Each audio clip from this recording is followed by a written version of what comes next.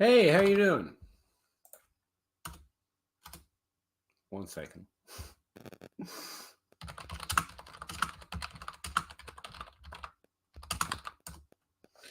So, the rarest of rare Dynasty grind streams, Zach Reed, the man on the couch, is not going to be able to make it tonight. The least rare of rare things is that Dynasty Outhouse is once again not here. That just leaves you all with me. So I know what to tell you. Good luck with that. No one else has fared very well, but maybe you've got the stuff. I don't know. But that having been said, we live stream every Wednesday, 9:30 till when we get bored, tired, or run out of questions. And that includes today. So here I am. That was anticlimactic.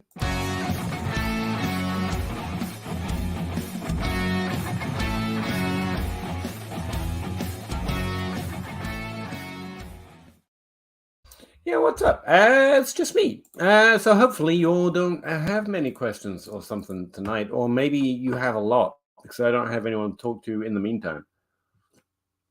Just me chilling in the off season. It's training camp season though, so actually Twitter's been alive with pieces of information and takes that I not only don't agree with, but also don't much care about. I think we garner about as much information from training camp as we do from, reading tea leaves, to be honest with you. Although it is fun to see the Sky Moore Hive and others get a chance to finally have something positive to report on instead of, it happened that one time, maybe once, kind of a little bit. Hey, Slow by Wade. Howdy. 24 first and Burks, too much to give for Waddle. No, I would say that's too little to give for Waddle. If you can get Waddle for that much, that'd be pretty good. I have high expectations for Burks this year, Hopkins or not. Burks should be able to earn target share like he was doing whenever he was healthy enough to garner 70% of snaps last year. That's one of the reasons I'm giving him an excuse. Also, a really solid college profile that had me rate him as the wide receiver 1 last year. But some of that's just hope chess, This is still a significant risk. He's still a maybe. He's still a maybe boat. He's still the mystery box, not yet the boat, according to the Peter Griffin meme. Whereas Waddle is the boat. He's a full-on, full-blown top 12 wide receiver twice, only 2-3 years into his career. So, yeah. The way that I remember Zach saying it a few different times about Amon-Ra St. Brown and Jordan Addison as well. He likes Jordan Addison a lot, and so do I. Amon-Ra St. Brown, we're hoping he can do some approximation of what Amon-Ra St. Brown already is. And so you just have to lean the vet there. And the random, or even if it's a high 24 first, doesn't do much to change my mind on that. I mean, that is just pure hope chase. It's just purely something we hope turns into something even as hopeful as Burks. So first is never going to sway me off a trade like that. Waddle, he's in a tier with CeeDee Lamb, AJ Brown, where they're not really worth 3 firsts, but they're not really worth 2 firsts, which is essentially what you've been offered or what you're offering in return for someone in that category right here. So I would lean the veteran. Thanks very much. Appreciate it. I wish I could waffle on about that a while longer, but that's as much as I've got. My Discord's actually been popping lately. I realize I haven't been checking in on it nearly as often as I used to, where we've been recording the Rate My League shows and everything else. We've sold all 15 of those, by the way, now. So I asked to expand it a little bit, and they expanded it to 16, which immediately sold. So yeah, we're out of those. We're thinking about doing more, but so far we're sold out. But anyway, what else was I going to say? Doing the Rate My League shows. Where are they going to go? Completely forgot. Oh, yeah, that's what's kept me busy. So I haven't been checking in on my Discord as much or been keeping up with my articles and other stuff nearly as well. Outside of the Dynasty Grind. My podcast last week was 3 days late. I just published this week's podcast like 2 days after I published last week's podcast. So that's a bit of a bad luck, but they all did get published, just saying. And I skipped out because I completely blanked on it on my article for this week about ranks and what they might be showing us in some small regard. But But yeah, that's been my mentality this week. It's where I'm at, mostly behind schedule. I'm feeling it. Although I did just pick up 2 new articles to write for the month of August, so that should probably help, along with the extra 5 or 6 shows that we've got to do for Rate My League still. Hey, Slater son. Hey, first startup and first Superflex coming up soon. Same league. Congrats, man. That's awesome. Have pick 11 with third round reversal. So Scott Fish similarity there. And no one is interested in trading. That happens a lot. It's something to note about your league, though. Startups can be different than, day-to-day play or the off-season. Any tips on how to zig since all the elite quarterbacks will be gone? Zigging when other people zagging. That's a forever suggestion. What I have found, one thing I'd mark it out. I'd look at the ADP 12 sections, predict the third round reversal. Something I did for the Scott Fishbowl draft sheet, so you could just use that and reconvert it into actual ADP just to get a sense of who is available. I haven't done a lot of mocks and drafts this offseason. What I find with the end of the first round is you're falling into a place where running backs tend to be the better pick at that level of draft pick. So towards the end of this, in a dynasty draft, early on, you've got the quarterbacks, to your point, all 7 are going to go through the first 7 picks. And that will tell you that the ADP is following quarterback value at least relatively closely, if that happens, which means you can expect the rest of the quarterbacks to fall in similar fashion to ADP, which gives you some estimation of how much you can trust the ADP, at least in terms of quarterbacks. I always like to make that gambit as well. But then you've got the wide receivers, Justin Jefferson, Jamar Chase are going to go, and then maybe a Kyle Pitts. Someone will throw that out occasionally, which means by the time you get to the end of the first round, the best players on the board are whoever your running back 1, 2, and 3 is. The second option, especially with that third round reversal, and that's kind of where I'd lean, is to snag 2 of those second ranked wide receivers. So you get Jalen Waddle, if he's your guy, like he is for me, or CeeDee Lamb, if he's your guy, he's in that tier as well. And AJ Brown on the reverse. Being on the 11th pick is actually, I do actually like being on the corners. I don't actually think it provides an advantage. It's just I get to do more with my team quicker, and I like that feeling. And so I like to double tap or overstack on positions when I'm on the turn. But again, you're going to have to see how your draft goes. But on that turn, if I can get CeeDee Lamb, T. Higgins, or Jalen Waddle, T. Higgins, or CeeDee Lamb, and 2 of those guys, AJ Brown's another good one, that's a really good turn in Dynasty, where you've got that third round reversal, because that's pretty much the only choice you're going to make. And then it's going to come back to you 12 picks earlier than it normally would, which means you're going to get a bite at that second tier of quarterbacks right there, because it reverses by the time the third round comes up. And so your third pick is actually going to be a lot higher than ADP thinks, or in most leagues. And that's why I saw it work out in the Scott Fishbowl, and it worked fairly successfully. But again, you have to watch your draft. For example, there's Dak Prescott in that second tier of quarterbacks. Sometimes people will snag him earlier, but he could fall to you in the third round where you've got the reversal going on. But your priorities remain the same. The reason I say keep reading is read your draft is because the priority list in Dynasty is fairly simple, especially in a Superflex. It's quarterbacks, top 5 difference-making quarterbacks, and then the underrated for some reason, like the Dak Prescott. He's in that tier, but he's somewhat boring, so it's too expensive to trade for or trade away. But in a dynasty startup, I care less about that. I just got a quarterback with top 5 upside, less than the other quarterbacks with top 5 upside that have been drafted in this draft, and he's going to play for another 3-4 years. I'm fine. And so that's the kind of quarterback that I really like, getting a slight discount. But if you're looking at your draft and you think you can grab him in that third round, it'd be really great to tap the second priority of a dynasty league, which is young wide receivers. Not young because they're young, like Jordan Addison or Burks, but someone like Garrett Wilson, someone like CeeDee Lamb, Jalen Waddle, in that tier, proven good and are young. And that's the second dynasty priority. If you can get those things all tied up, I actually just produced a podcast with Justin Boone from The Score, and that's what he said. His focus going into a startup is that, especially in a Superflex league, which is the thing he only plays, you want to get a good quarterback, just the one. Dak Prescott is fine. Obviously, you're hoping for Herbert, you're hoping for Burrow, but where you've got pick 11, that's out of your realm. But if you can snag one of those guys in that third round reversal, that's the best, because then you can snag the second priority, because there's a good quarterback, then there's startable number of young, good wide receivers. And the rest of it, as much as we like to talk about it like it's complicated or difficult, you honestly have time to figure out the rest of it, even if that's the only thing you hit on after your startup draft. If you've got a good quarterback in a super flex and 3 good wide receivers that have a few years left at least, then you're good. You can figure out the rest. You can get Hopkins late, you can get Keenan Allen late, you can get Michael Thomas late to fill out those flex spots or have upside at value, or you can take your shots on Rashad Bateman is someone I like, or Rondon Moore at the wide receiver position later. But after you've got those things set, you can just take shots on running back until you find those wide receivers or tight ends that you really want. Me, a priority this year is George Kittle. Just at the tight end position, I think he's like a Dak Prescott of the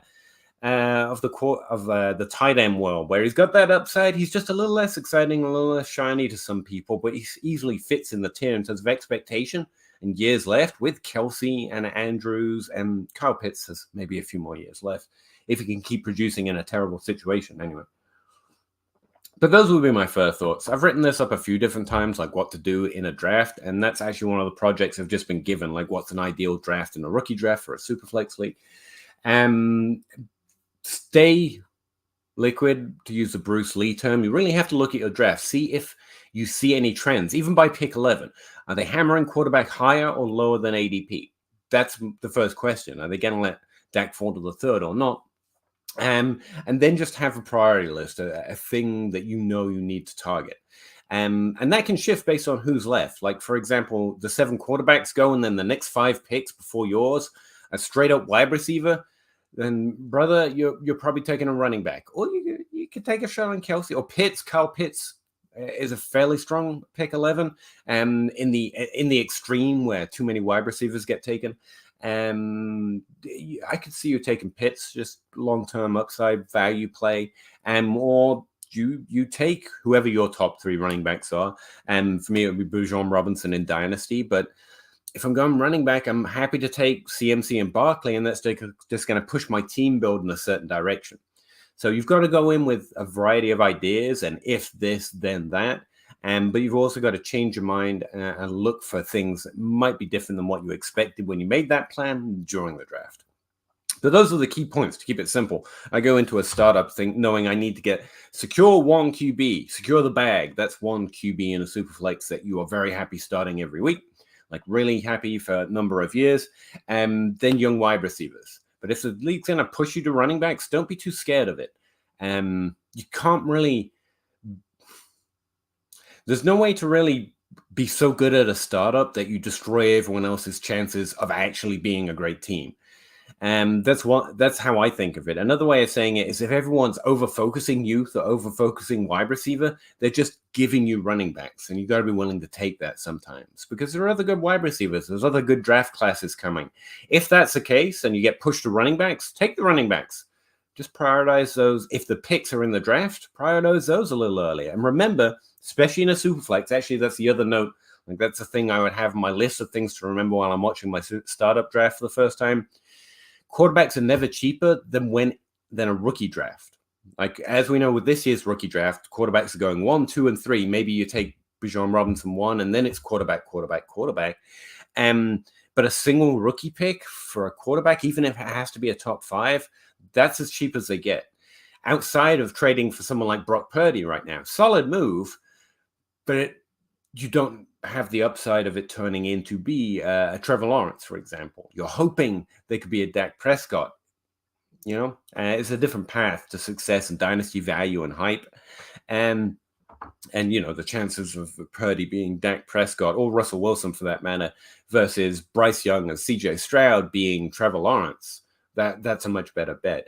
And so if the picks are in the draft and your league pushes you towards running backs or more production, then you might want to bump up your expectation of when you want to focus those rookie picks, because quarterbacks are going to be a little cheaper there, even than in your startup draft, which is the second cheapest that you ever get. Shouldn't do too many notes on this, but it's a really key subject. It's one I recommend a lot of different articles on and podcasts. What I would say is that second tier of quarterbacks, there's a gap. Late round QB used to talk about the U in auction drafts, but I also find a similar element of it in startup drafts where you've got people going hot and heavy for the first part of the position, but then it dips and lags, and then there's a higher price on the very last few in that tier. And so depending where the tiers are, what you'll find is this lag of value. Everyone's like, okay, there's still a couple quarterbacks that I really like here. Dak Prescott, Deshaun Watson, Tua Tagovailoa maybe. So maybe I'll take a quick cheeky swipe at wide receiver and hope to get them next round. And then I got both. That'd be really cool. And so what you find is there's often a dip. So why you should prioritize quarterbacks, 7 go, but then you should be thinking about other positions. And then the next tier, the next part of the next tier of quarterbacks start to go. And that's where you really want to hope they fall to that early third round so you can snag one and use those first 2 picks just to hammer running back, hammer wide receiver. And then you'll set yourself up pretty well as far as we can do, as far as we can know about the future. But that would be my ideal. And then you're going to have to shift as the draft goes on. Sorry, didn't mean to go on about that one too long. But like I say, it's a pretty key, pretty long subject. I wish I had it bullet pointed out, but and I do to an extent. Heuristics are good. I've written that subject and many out a number of times, but the further I go, the more I find the paragraph works better than the bullet points, because the bullet points can be misleading when you're trying to make a decision on the clock. Yeah. Also, I would check out if you don't like mine, check out someone's Scott Fishbowl draft, because that gives you a much better insight into where everyone's idea of their redraft potential, because that's a recent, very sharp source of redraft ADP, basically. And it's free, and people have produced content on it. Now, the points are different than PPR in your league, but that ADP is actually pretty valuable, even if it's just in terms of positional value. Positional ranks, for example. See who your league mates might not like, based on how the ADP is falling versus this very sharp source of redraft value. I think it's pretty useful. Joe Makata, hey, how you doing? 12 team, start 10, extreme rebuild. They happen. I have Richardson, Justin Jefferson, Jamar Chase, Quentin Johnson, Bijan Robinson, and no one else. That's pretty good. I mean, you've got 1, 2, 3, 4, 5 players, but they might be 5. You might have the 2 best you do have the 2 best wide receivers. You have a wide receiver who could easily be top 12 by the end of the season, if he has the season we kind of expect. Bijan Robinson's already the Dynasty running back 1, and Anthony Richardson, I'm out, but he could easily be a top 5 quarterback by the end of the season with as much upside as anyone. But yeah, I get your point. You also have 524 first. Should I trade Bijan Robinson, and what for? Probably can't afford to hang on to him until I'm competitive. 1, I wouldn't write yourself off, especially this year. There are so many cheap vets this year. Aaron Jones, Nick Chubb, Derrick Henry. No one likes them. No one wants them. In season, when who figures out who is a bad and a good team, those trades are going to be more possible, but you're also going to find the market is slimmer, which is great if you want to trade for those veterans, because there's only so many teams who are going to be interested in spending draft capital, any kind of draft capital, for veterans that are definitely worth it in season. So that's the window for that mostly, especially at running back.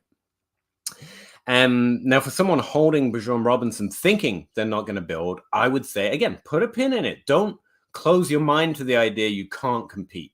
Because if you could win this year and be a building team, like that's perfect. That's a perfect score dynasty team, right? All the draft picks, all the youth, all the value, and I just won.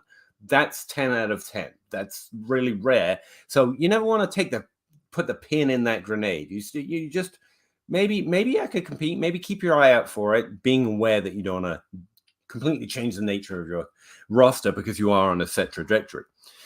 The best time to trade Bijan Robinson is when you get the best trade offer. Right now, he's worth like anything. The max value anything should be is about 3 first-round picks, 2 in the most recent draft to come. Now, where we're in a recent, really interesting area where you've had your rookie draft recently, the next rookie draft is 2024, so it's still pretty far away. But you at least need 2 in 2024, and because it's far away, you want you can't really make estimations of where picks are going to be. We get that too wrong. Again, that's why you should keep an eye on. You could be more competitive than you think because we get too much of that wrong because the season is unpredictable. But you want to make some assessment of at least one of them being likely, in your opinion, a top 5 pick. That's Bijan Robinson's price in a nutshell.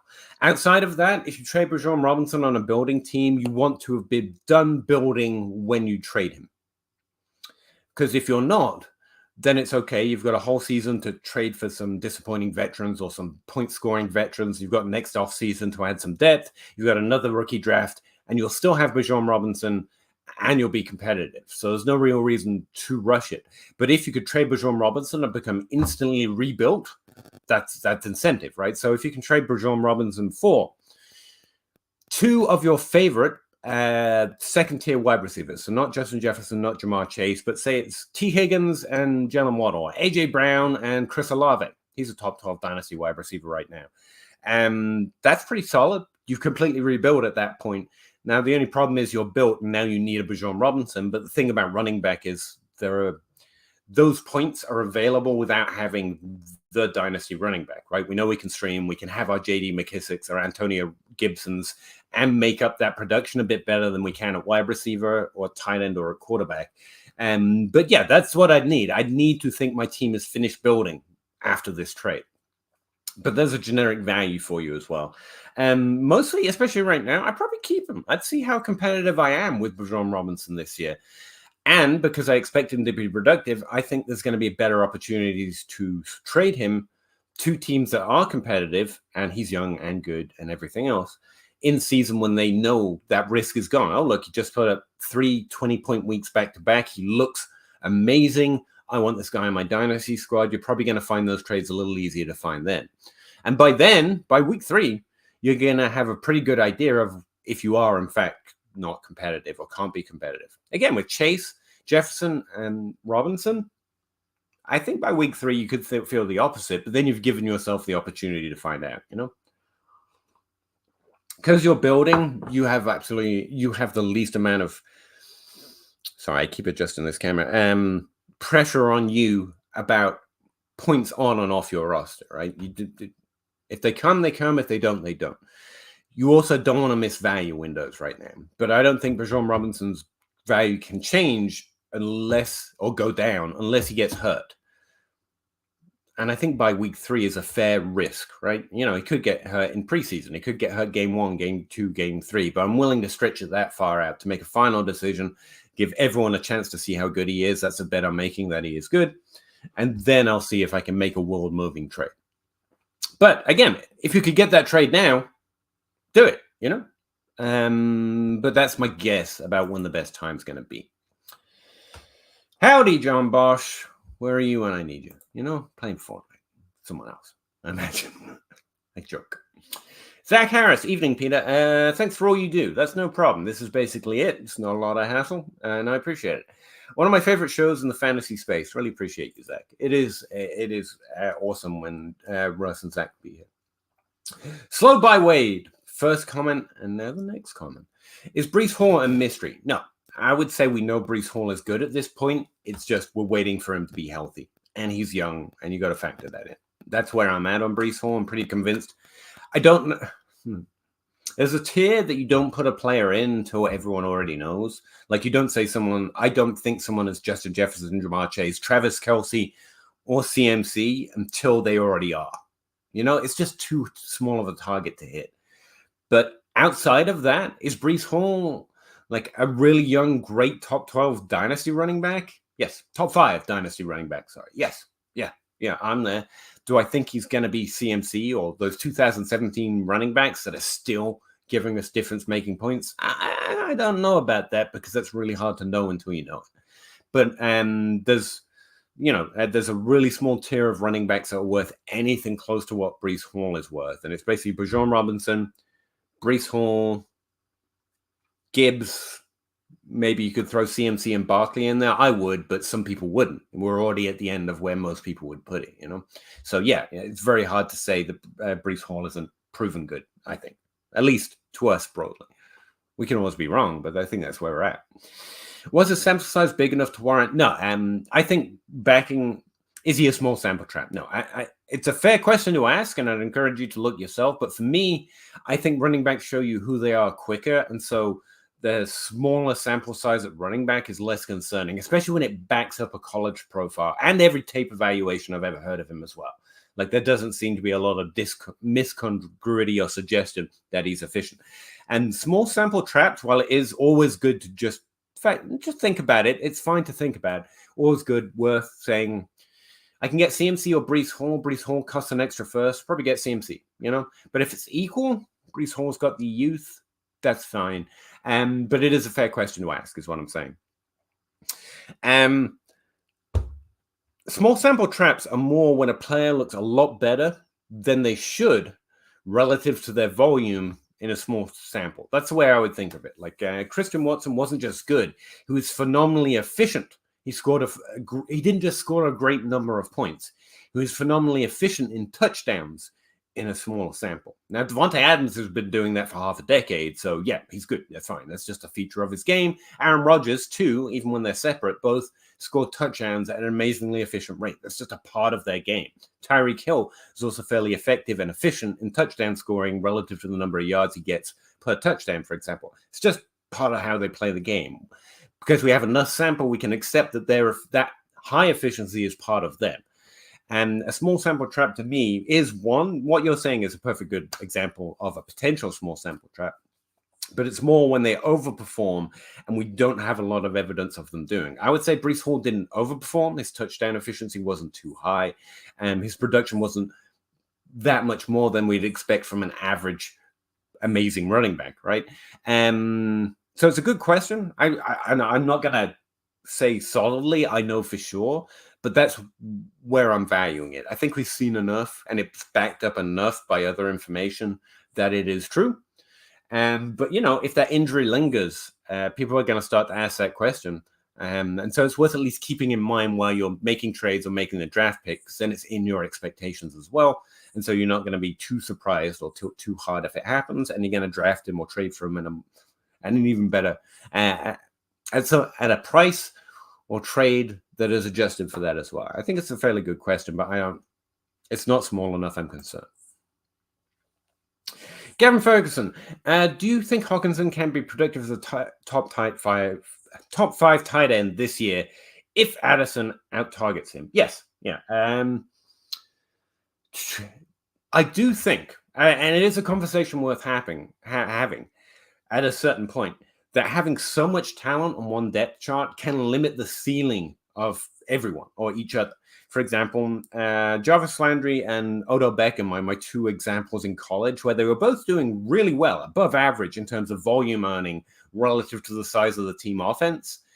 But despite the fact that two had some of the most productive NFL seasons through the first 3 years, they weren't insanely above average in college. And my speculation has always been because they're on the same team. They're both huge volume getters on the same team, and so there's a limit in ceiling. And we've seen some evidence of that in the NFL. For example, Stephon Diggs and and Adam Thielen switched out who was a top 12 wide receiver based on who was getting the slot work and who wasn't. And it really took Diggs leaving to really show an even bigger ceiling. So maybe Thielen was helping him. Sure, I think that's basic rule for most good players help good players. Devontae Smith helps A.J. Brown and vice versa. But at a certain level, there could be the reverse of that, right? There could be more ceiling in Stephon Diggs if Adam Thielen wasn't there. Maybe. Or on a successful team, still as successful team without Adam Thielen, which is tough to do because Adam Thielen is a good player. All right, now that's out the way. No, I think expectation for Jordan Addison should be 600 yards, 17% target share. It's just going to hopefully happen in such a condensed fashion that it shows up on a per-game basis that it actually provides startability. That's my baseline, right? It's not that he couldn't get 400 yards and still be good, for example. Or you couldn't expect 1,200. It's just that 600 is like a pretty decent over-under line for a good rookie season. For example, last year, Garrett Wilson, well, you could say Elijah Moore was limited, but I can't remember the offense. I seem to remember other players being relatively productive on the offense, so that might not be the best example. Can't think of a rookie from last year that actually did. But yeah, tight ends can still be productive, especially where tight ends are much more touchdown based, which is something that's under talked about. The fact that Kyle Pitts is like a wide receiver, which I think is an exaggeration. Also, is partly because he's less, well, especially that rookie season where he couldn't catch a touchdown to save his life. He was a touchdown regression candidate all year. But tight ends sustain with 600-700 yards total for top 5 tight ends. But they have touchdown at such an efficient rate that you're basically getting one every game in which they are startable. The other thing I'd point out is like that's a top 5 tight end. It's not particularly productive. Travis Kelce, the difference maker, is the thing that we actually want. Yeah, I don't think Hawkinson can be that, whether Addison is good or bad. So broadly, I think Addison should help Hawkinson, and Hawkinson should help Addison because they're both, I think, good players. With a quarterback who's proved he can sort of provide for multiple fantasy effective wide receivers. There might be a limit on ceiling in some theoretical sense, but it's far from proven. It's just a thing to keep in mind. So, it's worth considering. There are many things we don't know. But the reasonable ceiling, especially for a rookie wide receiver, means that there's still ample room for TJ Hawkins to have a top 5 season. But then top 5 season is also what we've basically seen from TJ Hawkins in most years. It's not suddenly 1,000 yards and 11 touchdowns or whatever. TJ Hawkinson is 4th because someone's got to be 4th. But honestly, Dallas Goedert. And if I get Dallas Goedert less, I'll take Dallas Goedert. It's fine. It's also easier at tight end because you get to not care. If you've got TJ Hawkinson, don't panic. You're starting TJ Hawkinson, and that's pretty nice. But if you're thinking about going and getting a tight end, that's where it matters. That's where you're like, I'm going to go for Waller, cheaper, or maybe Evan Ingram, or those discounts, or I want to go up. I want to get Kittle, Kelce, maybe Pitts if I'm thinking value, or Andrews if I'm thinking production, like Kelce. And Kittle, depending on who I can get the best offer on. So Dallas Goedert and Hawkinson fall into that range where there's no problem, but you have to have a pretty good trade to think it's worth it. You know what I mean? Zach again. 12-team start 10 Dynasty, Superflex, 1-point PPR and a rebuild. Love Dubs, 24 second, 24 third, or Purdy, and a random 25 first.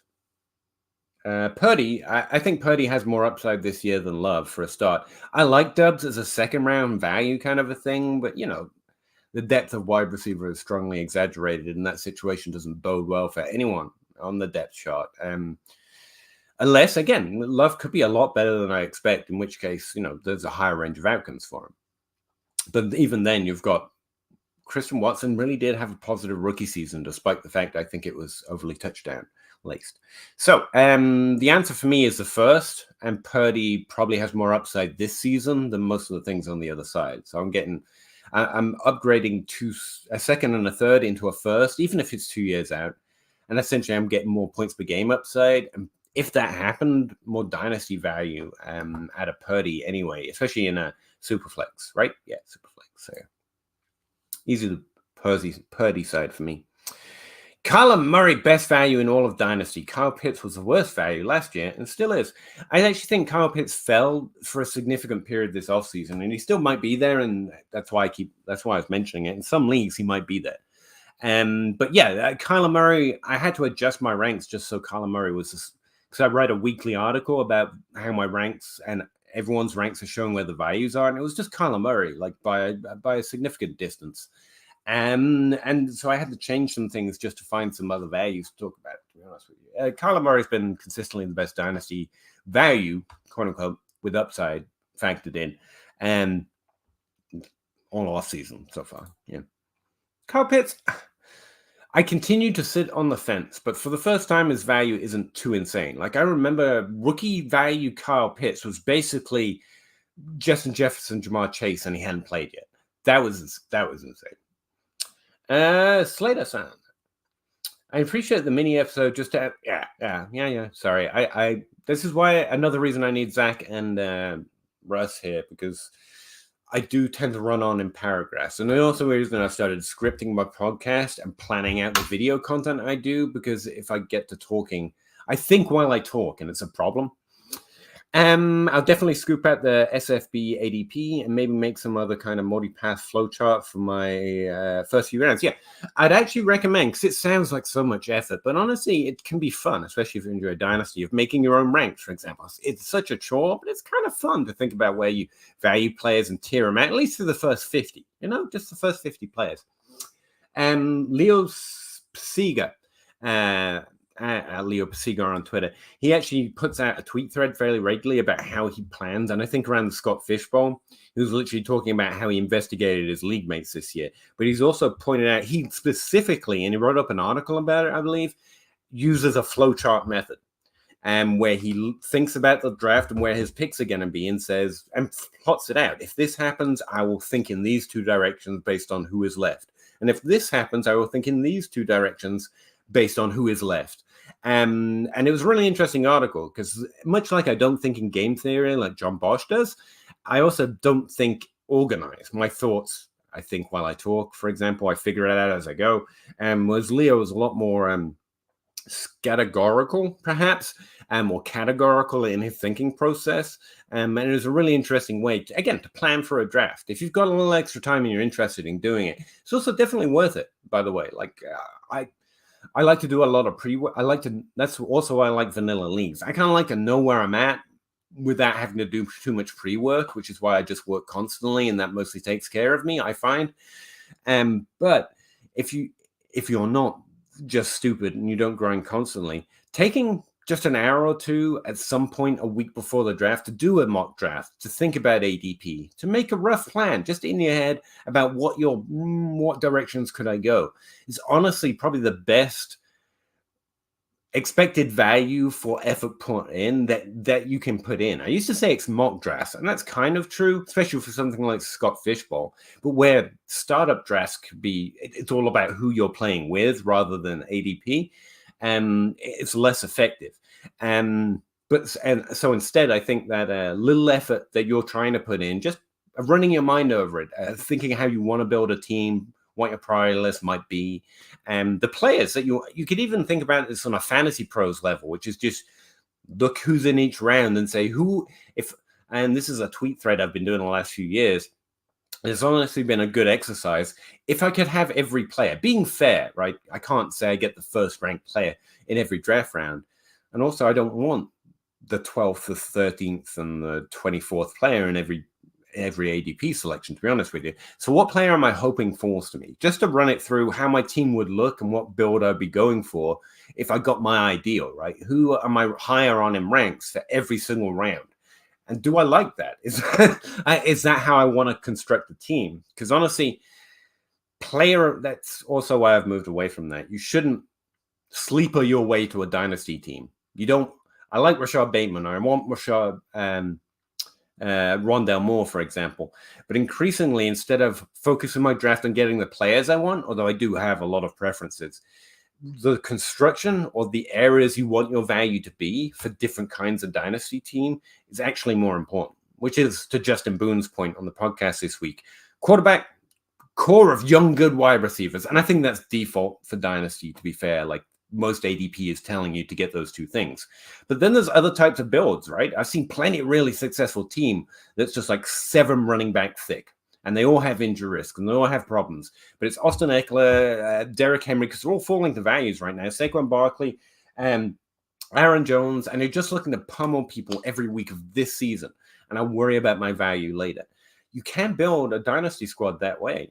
And, you're just focusing value in this particular area because those points values are still tradable, especially as we approach the season. The season for those being tradable is getting closer and closer.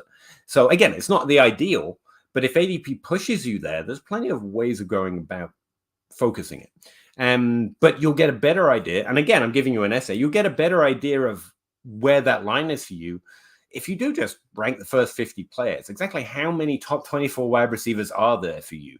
I've got like 8 wide receivers that if they're still on the board, I'm going wide receiver. That's it. I'm taking a wide receiver. They're just because they're part of that core dynasty ideal. And if they're not, I start looking at what the draft is doing. Oh, there's a lot of running backs laying around, and maybe I won't go that way, but I start thinking on the clock or just before I get on the clock, do I want to build my build in that direction? Is it going to be effective? How confident do I feel about the running backs I would take?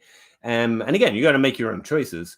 But I honestly think there's always another successful way of building a dynasty team. Just depends how you are, what your confidence level with it. And for you, there might only be 5 wide receivers that are must drafts, or there might be 20, because, there are plenty of good wide receivers right now. But that's part of how you exert what you like on your dynasty team. Instead of going through, I want these 6 players no matter what, it's more, if these players are available, I am drafting them, kind of full stop, I think it's a better way to think of it, but maybe it's not. Fun exercise to run through either way.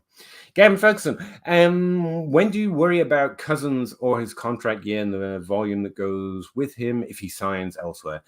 I don't so much. Again, I play Dynasty in a way that tries to isolate problems like this. And mostly I think players are going to keep being who they are until they get injured, as a default. Obviously, it's a lot more nuanced than that. At quarterback, though, their jobs are pretty secure, even with someone like Kirk Cousins. Well, Ryan Tannehill right now, he's done, right? Except for the fact, if you're looking for a cheap quarterback on a competitive team right now, Russell Wilson, who's disappointing last year, Aaron Rodgers, Ryan Tannehill, Brock Purdy, these players give those teams a way of remaining a dynasty. And if Kirk Cousins falls into that, where he moves teams or his contract falls, so he has to move team, or some level of that situation, he's just going to be a different type of value. I'm going to try not to panic until it's done. And the other part of it is the only way I'm not thinking about trading down at quarterback is if I'm trading up. Because right now, I think the quarterback landscape is the best it's ever been, like literally the best it's ever been. So if there is a time to set your keepers and forget it, it's now. And so I've done a lot to make sure I've got Mahomes, Allen, Lamar Jackson's on my top, that 5 must draft list. I've got 5 players on my must draft list: Kyler Murray, Lamar Jackson, and obviously Allen and Mahomes and Herbert. I kept Burrow off it. Like, I'm trying to be as strict as possible with myself. Burrow should be great. He could easily be a top 6 list, or he could be on your top 5 list. I'm not trying to argue ranks, but I made my priority list for my leagues based on what I could do. And most of my leagues have those guys now. And if they don't, I went the other direction, and it's looking like a lot of Tannehill and Wilsons and Aaron Rodgers. And Kirk Cousins is always in the middle of there. And you're perfectly fine if your team is perfectly fine. If your team is building, I'd be interested in trading away with it as soon as you see the points. And if your team is good, I'm thinking about doing the exact opposite. Like, what does it take? What does the Justin Herbert team look like right now? What does the Kyler Murray team, because he's on my list, and Kyler Murray's in a bit of a dip right now. That's one of the reasons I think he's one of the better dynasty values right now, because he gives teams in that situation an option. Now, to actually address your question, goes with the science and the volume that goes with him if he signs elsewhere. That's an interesting way of asking that question. I don't think Justin Jefferson's in any danger of moving anytime soon. Dynasty is a year-to-year build for me, and the value quotient of it is about having enough that I can keep changing my roster. So if Justin Jefferson is set to leave, say we're playing in a 3-year window and his contract's up and whatever else, and he's going to Green Bay, finally, and Aaron Rodgers is going back or something, then hopefully I've got enough value on my team that I can start, and I'm worried about that, then I can shift Kirk Cousins for less than he was worth a year ago, and my team is still good. Like, I don't think you can start planning for those doomsday scenarios that far out. Yeah, sorry. Not gonna lie, I got on you about Watson after doing more in-depth research. I was actually turned off of him. I really appreciate the conversation, and I mean that. From whenever it was back when to wherever it is right now, I wish I could write a better line. Like, right now, it's a season, right? People talking about how bad Christian Watson is, or good Christian Watson, or how bad Sky Moore is, and good is. And where I'm a reasonable expectation guy, like, I know where I'm at. You know I'm down on Christian Watson. You know I'm down on Sky Moore, but I never come up with a viral way of saying it, or a way that is fun or memorable, for that matter, to say it, because 26% of the players we're chasing, Sky Moore could be one of those guys. I don't think it's very likely, but he could be. Christian Watson legitimately had a great rookie season. There's no way of taking that away. It's just there are pitfalls for that, and only 36% of players who have good rookie seasons really go on to be the great. And so you've got to choose your darlings a little bit. And his touchdown regression concerns me. That's it. That's a whole take. What I want to say is, you're right. I've been telling you Christian Watson's terrible for all, and now you know. But honestly, man, I appreciate you getting back to me. I'd love to know what you found, because it's not like I know everything, and I would love to flesh out my knowledge of Christian Watson. But yeah, just to reiterate there, best guess, more Chase Claypool, but positive rookie season. Jazz Fresh. I remember you. I agree with you. Geno on Kyle Pitts. Did I miss something on Geno Smith? Or did I say she was agreeing with someone called Geno on Kyle Pitts. That makes sense. Yeah. And Kyle Pitts, yeah, it really depends on the trade, but the first time he might be. I secured him in one league where my team could use it, essentially, for what I considered reasonable at the start of the offseason. I could go back and look at the trade, but it was not a lot. It was like Dallas got it plus something on a building team. I thought it was pretty decent. I think. Can't remember what it was. Nathan Lovejoy, 10 teams, start 10, Superflex PPR. Next move in a vacuum, Josh Allen, Joe Burrow. Oh, that's nice. In a Superflex, it's really nice. Diggs, Lamb, Amon-Ra St. Brown, Olave, Nuke, Bateman, Pollard, Charbonnet, Bigsby, Elijah Mitchell, Jerome Ford, Isaiah Spiller. I'm just testing myself on the names, you understand? Mark Andrews and Trey McBride. Okay, so running back. Running back's your next stop. But of course, the general rule is you don't need a running back until you're scoring points and you can make clearer decisions. And there are a few exceptions right now. Like I find Nick Chubb a little undervalued. Last week, Saquon Barkley could have been someone you investigated, right? Maybe they're really tilting before he signed that $11 million contract. So you're looking for windows like that. But season proper, Aaron Jones has been a higher value, higher upside player. I found just generally, even in the offseason, he was an interesting trade to explore. Nick Chubb has been one as well.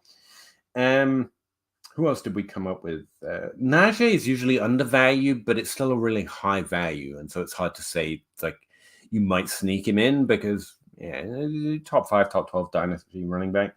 So it's really hard to get him without a first round pick in the trade. And that's what you're looking to not do. You don't want to really give a first.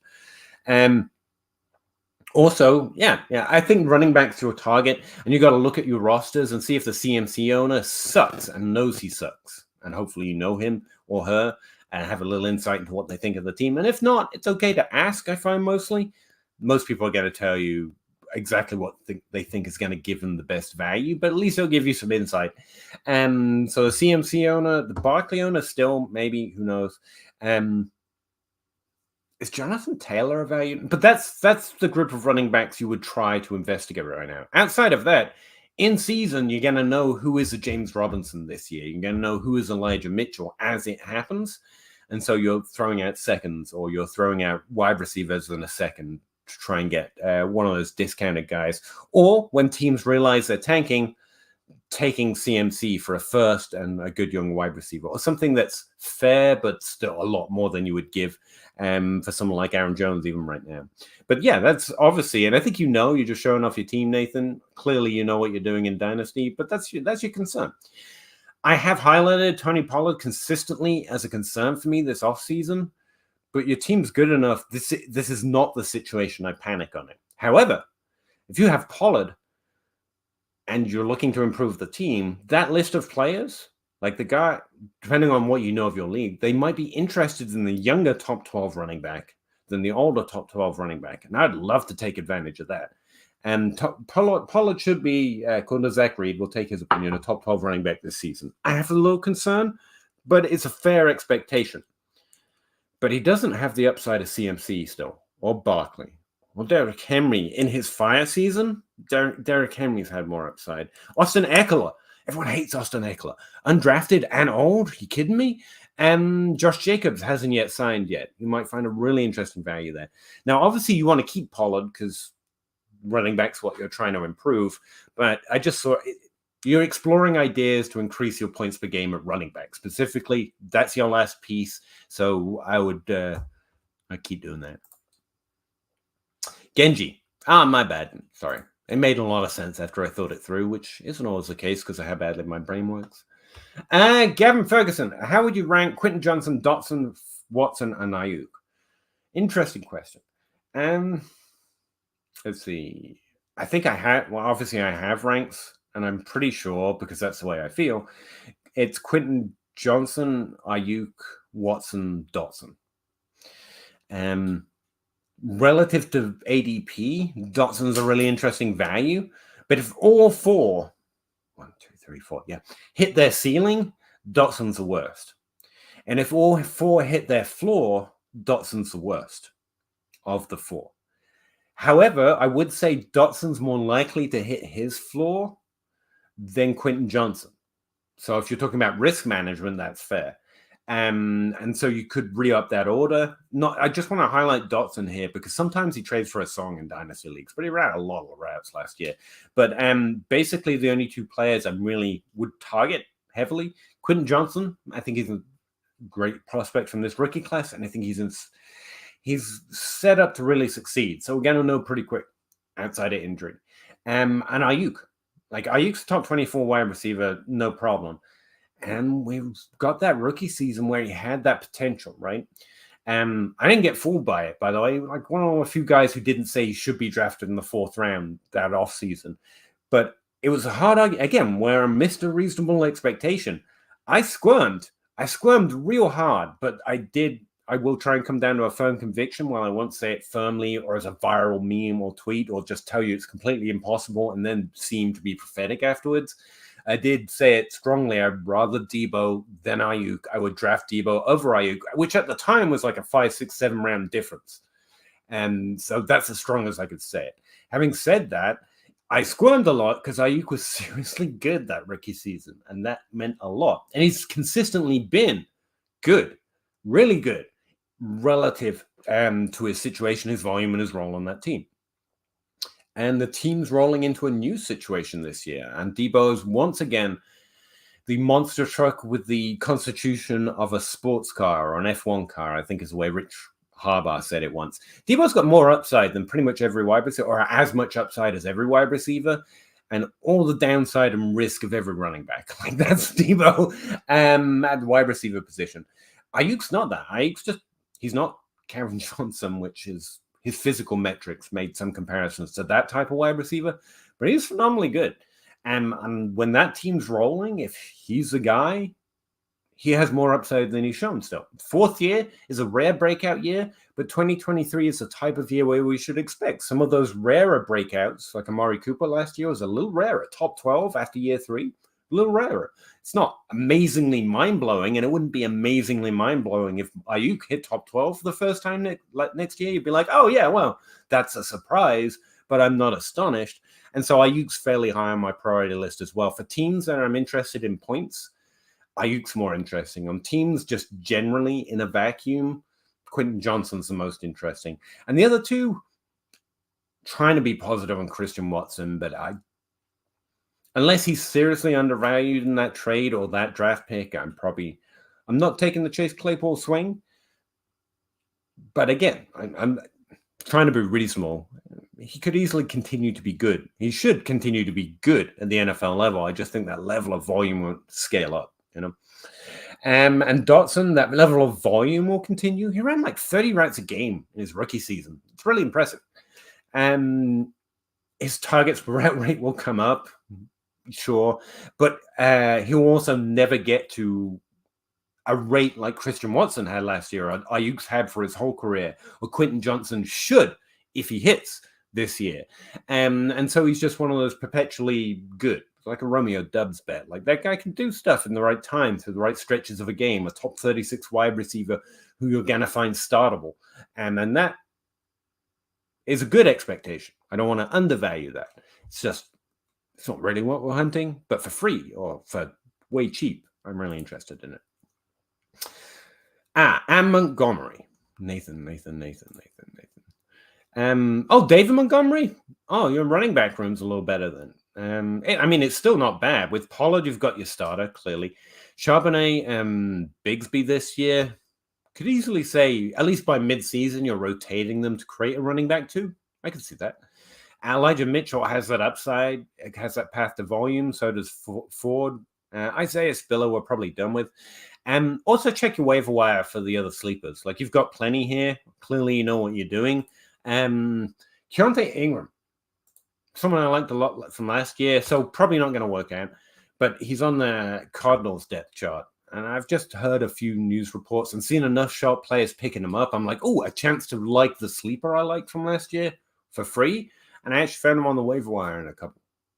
If you got a free roster spot. But yeah, look for any other player like that. Like sometimes you just find a pretty decent rosterable depth running back on the waiver wire. You were right. I traded him for Diggs. I think that's solid, even if Watson's good. Like, so few have Diggs upside. Like, it's Diggs, and you've got Tyreek Hill above him, and you've got Devontae Adams above him, and Justin Jefferson. Sure, but like, there's not a lot above Diggs, right? It's nice to bet on youth, right? And the dynasty mindset pushes you in that direction. But like, a couple years of Diggs is the same for me as a career of any other wide receiver, right? Even if they're really good. Like a career of CeeDee Lamb or a couple more years of Diggs. Honestly, give me Diggs. That's difference making. It helps me win, at least in those 2 seasons. And if I win for one of those seasons, I've paid off my league for 5 seasons. So, yeah, anyway, there's one way of thinking about it. I think Diggs, Hill, the older wide receiver, even Adams, these are expensive older wide receivers. Now, the cheap young older wide receivers are also interesting. Michael Thomas, Keenan Allen. I really like throwing cheap offers on them right now. There's no chance in my leagues, but they're interesting ads for like second, and you get a third back or something like ridiculously stupid. Even Hopkins is worth like 2 seconds. I heard the Dynasty Trade Calculator podcast say this week, but Keenan Allen's got to be worth just 1, right, or less, and Michael Thomas got to be worth 1 or less, and they're really good. And bets this season in terms of that volume upside, that startability for a team that needs it, and maybe a return to top 12 upside. But then you've got those vets in the top 12 this year. Like, for competitive, it's just a really good year to be a competitive team, to know that you can go all in. Because running back is really where you want to be by the end, but we're not there yet. But we still have Adams and Stephon Diggs and Tyreek Hill.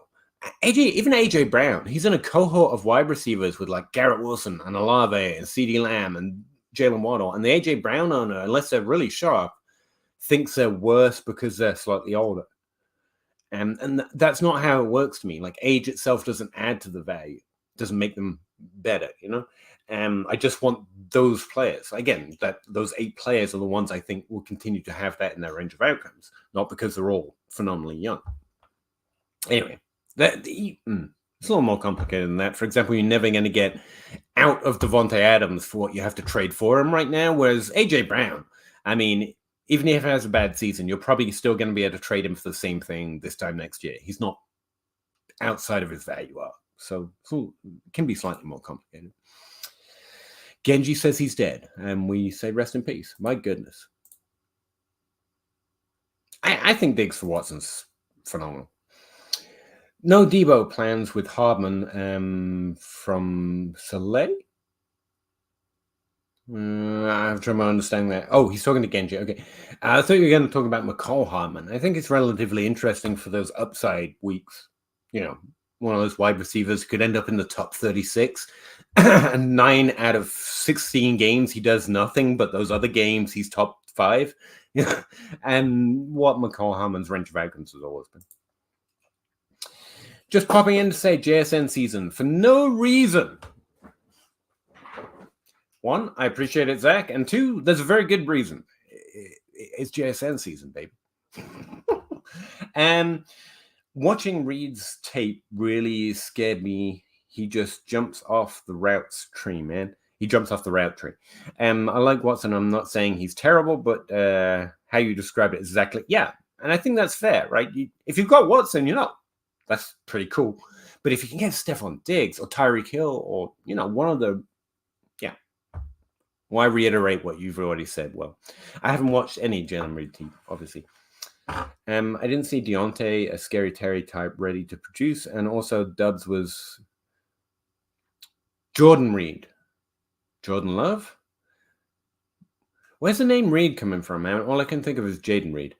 Was injured. There's a lot more comps. I still think Watson is good. People draft him as a wide receiver 2 or 3. Yeah, he's a great wide receiver 2 or 3. You know what I mean? I get it. He's more a 4. Now, I would say I'm comfortable with him as a 3 just because of the youth and upside and stuff. And, good rookie seasons are hard to come by. I mean, Alec Pierce, we're peering at Alec Pierce and Dotson and thinking, the routes look pretty good. Whereas Watson was putting up points. It's rare. Ayuk was rare year 1 too. But yeah, anyway. Don't need to belabor this point. A 4 would be great. If you draft him as a wide receiver 4, you're laughing, Gavin Ferguson. See, that's where I want to set the line. I don't want anyone not to take him as a wide receiver 4 because I said he can't happen.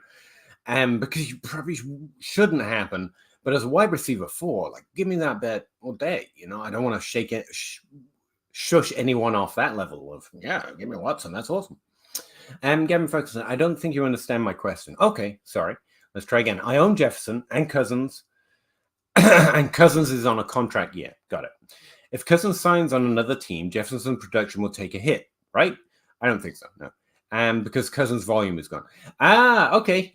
Sorry, I thought you were talking about the way I described volume. No, I think, let's see. What I would assume, no, hang on. How should I approach this? I think Justin Jefferson's volume is related to Kirk Cousins. I think that's very fair. But I think the only thing we know that we can state strongly is Jefferson's volume is created by himself more than any other single factor. What does that mean? If Kirk Cousins goes, I still think Justin Jefferson is really, really good. I think he's a top 5 wide receiver. I think he produces in the top 12. That's where I'm at. If you insert Jordan Love, that's a little unfair. If you insert Blaine Gabbert, that's a name that came up for me recently, then yeah, I think he sucks. I think he takes a hit. DeAndre Hopkins is a really good example of this. He's almost quarterback proof, except for one season where he got hit by Blaine Gabbert and Joe Billy No Mates and just a whole plethora of terrible quarterbacks. And suddenly he was not Hopkins-like anymore. But he was still relatively productive and he was still earning all the volume because the team situation factors in, right? It doesn't matter how many targets you earn if they're all 10 feet above your head.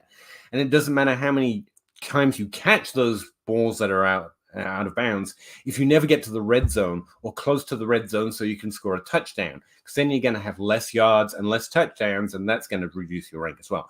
It's clearly all interrelated, but I think it's fair to say Jefferson should be good with anything approaching average to above average QB play. The Andy Dalton line.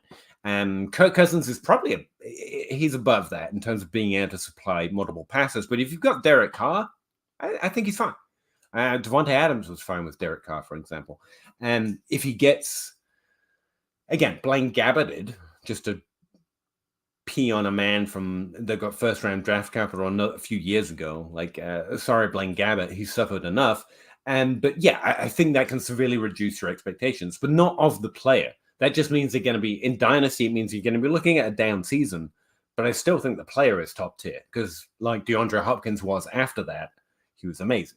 So it's no reason to move him down in Dynasty, but you're probably expecting a worse year if that contract year created a below average quarterback replacement. So you've just got to hope that they're able to find or go out and get at least average quarterback play for him to sustain. So yeah, that was a disconnect there, Gavin. I think Jefferson's volume is more created by himself. I think the way Cousins, or the best way of thinking about Cousins factoring in, is he's fairly decent. He's an above average quarterback, and that's what you need. And I think Cousins could also have a number of other things, like he's got a gunslinger mentality and so on and so forth. But Jefferson's particular game probably doesn't benefit from that nearly as much. His volume has come from, his real benefit has come from being a significantly above average slot receiver and then deciding to move into a Cooper Kupp, like they literally described it as using him like Cooper Kupp on the Rams, which is where you just feed him through the slot immensely, and he thrives in that environment. So with that, and that quarterback change could change how they want to approach the position. So that might alter his expectations, but my expectation would still remain Justin Jefferson gets the most targets, above average target share, and is really, really good. So as long as the team level can keep up, then he'll be fine. You don't need a top 12 quarterback or even top 15 quarterback to be a top 12 wide receiver. It does help. The majority actually do have good quarterbacks or above average quarterbacks. But it's actually possible to still maintain with below average quarterback play. It's like I looked at this once around the DeAndre Hopkins period, and it's something like 37, I want to say, percent of top 12 wide receivers have received below average quarterback play since 2008. But I can't remember exactly. But it's a smaller group, but it exists. You don't need Aaron Rodgers to be great. You need Tua. You need Andy Dalton. AJ Green did it for years. Purdy could be perfectly fine to supply a top 12 breakout year for Brandon Ayuk if the team is able to be successful enough that good players can help good players, kind of a rising tide lift all boats. Hopefully I'm getting closer to what you said there, Gavin, or asked rather. But again, in Dynasty, my main takeaway would be, even if I'm looking at a down year, I'm looking at a great player. And so I'd probably rather ride the bad year than panic sell or anything like that.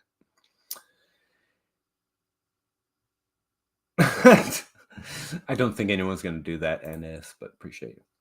But you never know. Christian Watson's touchdown rate will continue to be upwards of 20%. No. Obviously, he won't. But he could have an above average touchdown rate and increase in volume. He could do that.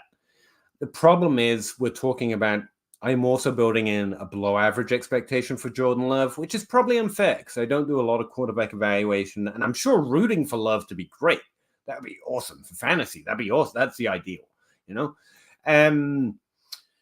But, talking about expectations and waiting this long and stuff like that. And also his college profile just wasn't superb as much as I look at that, which is not much at all, but a little bit. And therefore, you got to expect below average to below average instead of average to, well, Aaron Rodgers was sniffingly above that, And he's talking to Gavin. I try not to eavesdrop when I can.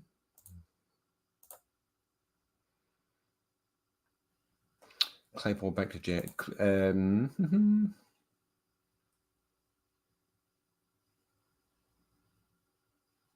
That's fine. I would say my main takeaway here is you've got a good process. You should establish a firm opinion and argue for it. And hopefully, because there's no reason to be, we can be as angry and frustrated as we want, as long as you all realize it's fantasy football and it doesn't mean anything. And we would, all help each other out if we saw each other on the side of the road because we're all people. Like, being angry or fervent does not upset me about fantasy football. I know it does some, and I try and back off when I notice it. But that's what you should do. Establish a firm opinion. Defend it ferociously, but consider what the other people are saying. And then if you reassess, you are like, they've got a point. I mean, I was going to make a video about this, but I don't really know the framing of it. The last two streams, me and Zach, towards the end of it, have gotten in like disagreements. Like we just have remarkably different opinions on expectations for this season. One's Tony Pollard that I've already kind of signaled. I'm kind of backing off my hatred a little bit because he had a really good point. And the one before that, I think, was I don't know, the stream before there was someone else. And we kind of go as contentious as me and Zach get, put it that way. But I stepped away from the stream. I thought about what he said, and at least in Pollard's case, I'm like, he's got a good point. That's exactly the process for me. That's why I can be a bit of a dick on Twitter, because I think I learn better that way. Establish a firm opinion, argue about it ferociously, but honestly listen to what other people say. And if it changes your mind, That's cool. That means I'm going to get less wrong because this person was willing to argue with me. That's the process. And if they're wrong, I'm gonna remind them of it. But same in reverse, like never feel bad about changing your mind or disagreeing. Like that's literally what we're playing the game for, as far as I can see, to engage in the chance to disagree and then be right or wrong. It's meant to be fun. And I think terms like good, bad sometimes mislead us, but I agree with you, Genji. In terms of fantasy expectation, likely. In terms of, I really don't even know how you rate quarterbacks or wide receivers at the NFL level. Like, it's a Hall of Fame discussion. While I'm sure it's interesting, I mean, there's no way of comparing what Justin Jefferson is good at on a fair, even scale with what Jamar Chase is good at, and then saying quantifiably, this guy is. I know we're going to do that anyway, because it's fun, but where it doesn't matter for fantasy, I get to just go, no, I don't think that's a real thing. Christian Watson, good, bad? I'd say bad, but he's clearly better at something than most people. Just not the thing that we want. Maybe. Probably.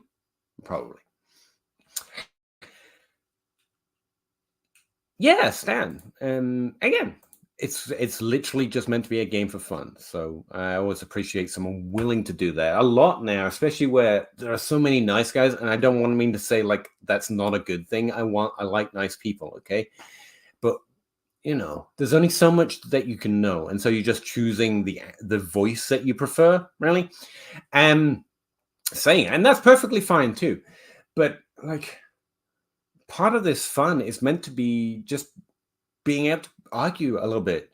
It doesn't matter. I don't think it means anything about your or my character, no matter who is right or wrong. I assume you're also nice people who, take care of your loved ones and, give money to charity. Like, that's all extra, right? I demand that from just a human. But fantasy football is meant to be a space where you can be a little obnoxious. Not at people, but with your fantasy opinions. We're meant to be able to give ourselves the suspension of disbelief that this is who you are, just a little bit. Just because it's fun to be contentious. It's fun to think, I know the future better than you know, even though we both recognize in reality, like, neither of us are guessing the future, or neither of us know the future. We're mostly guessing, and sometimes we get it right, and sometimes we get it wrong. I don't know. I don't want to go too far down that road because it leads to a road where people justify being a terrible human being, and I don't want to encourage that. But for people just honestly trying to engage in a discussion, it's okay to be contentious. Like, I think it's necessary. I also think it's a necessary muscle to flex socially because we're all generally trying to be good people. But it's important to be able to be contentious when you need to be. You know what I mean? That's actually one of the reasons I started doing content or enjoying the conversations, because I'm naturally confrontational avoidance person, but sometimes I need to tell someone in the real world that they need to get off their ass and work, and because I was always avoiding conflict, even when I wouldn't, and I like stretching that muscle a little bit. Sometimes it's necessary, in a good way, in a good positive way, not to hurt people, but sometimes you need to hear a hard truth. Sometimes someone in charge or with power needs to know from a voice they trust firmly that they just did something that was bad. There's no wiggle room. There's no, you couldn't have known. You just did something that was bad, and I am sad that you did that. And socially, where I find, at least myself, I'm trying to be a nicer and better person in real life. Fantasy gives me the chance to stretch that being contentious muscle a little bit. I'm talking about this too much, but I find it an interesting part of the game.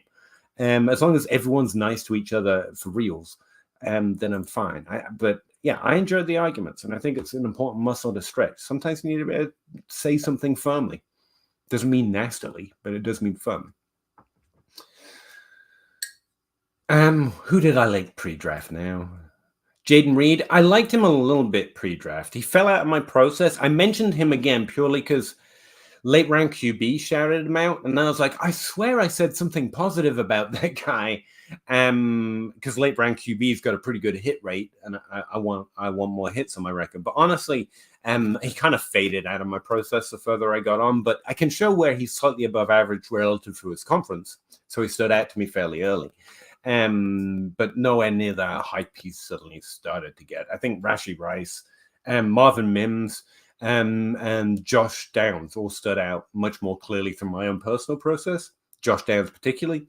But Jaden Reed doesn't look bad. I've just become sensitive because, Deontay Johnson, Darnell Mooney, they didn't look bad in my process, but they didn't highlight in my process either.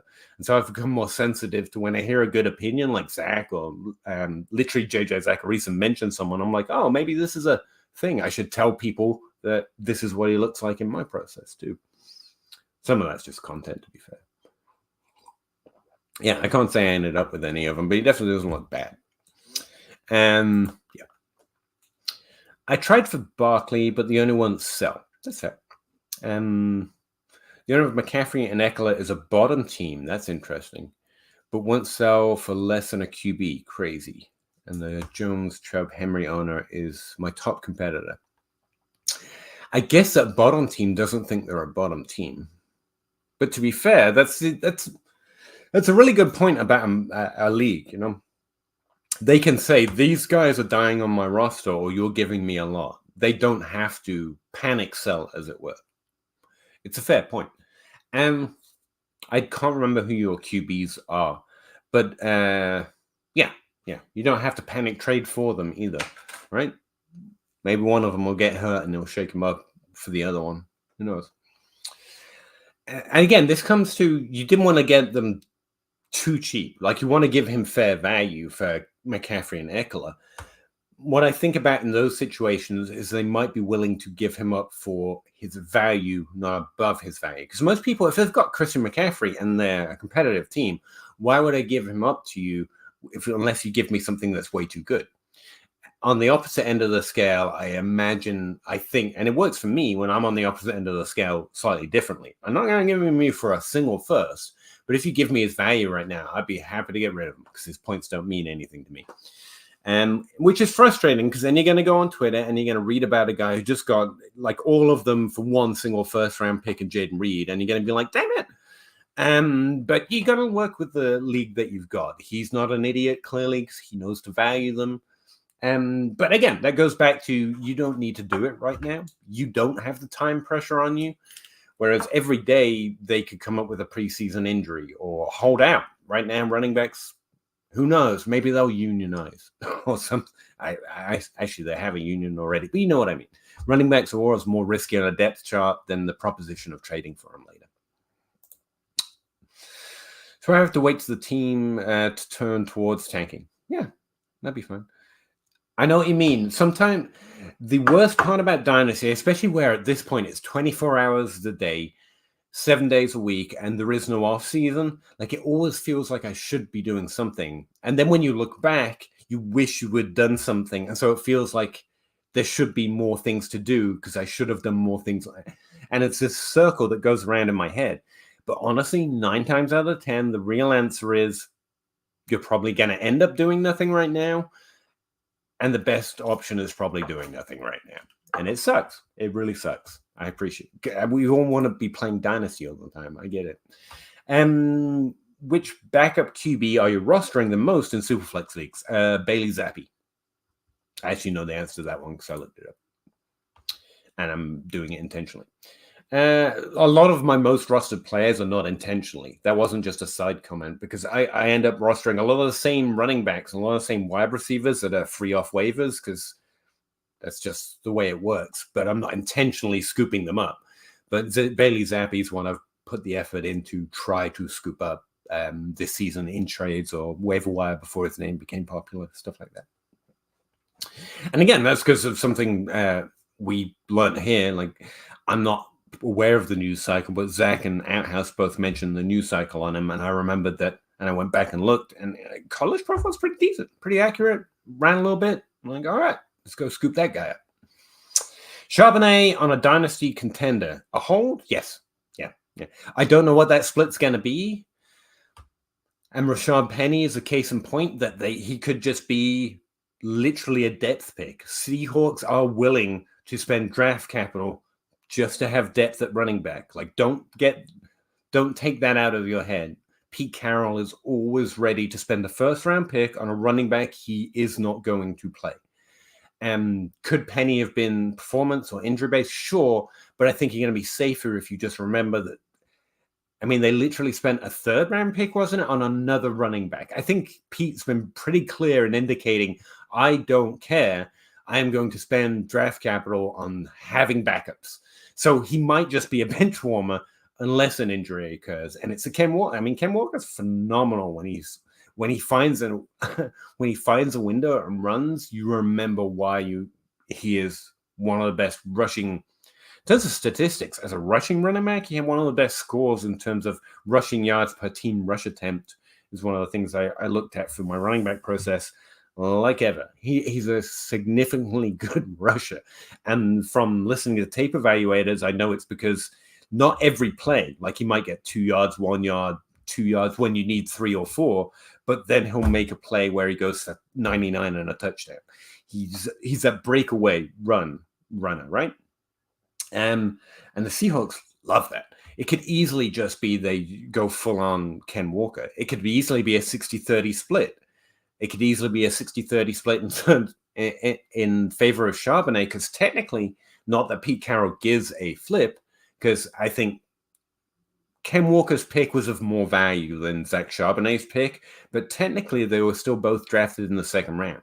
So there's no way of really gaming it out. So what I would say is a hold. But if someone gets excited and gives you more, if you have a hold player, yeah, he's also a trade away candidate. Someone's wanting to give you a first, you probably trade away, or first value, you probably trade away Zach Charbonnet, because the opposite of all of that is true. You know, it could literally be Penny, and you're hoping he gets to start in Philadelphia in 4 years. And trust me, it's been a rough road. Just saying. Trey Lance, I'm dying on that hill. I'm going down with the ship. Okay. I respect it, and at value, it's increasingly getting easier and easier for you, right? I think, appreciate you. I think something that's interesting is I don't think it's ever reasonable to factor this in later, beforehand. But later, it's fair to look back and say it's pretty clear the team is less excited about a player it invested this much investment in by now. Like, there's just smoke, there's fire behind that smoke. Again, the podcast I just produced, because it's on my mind with Justin Boone, he speculated about the locker room.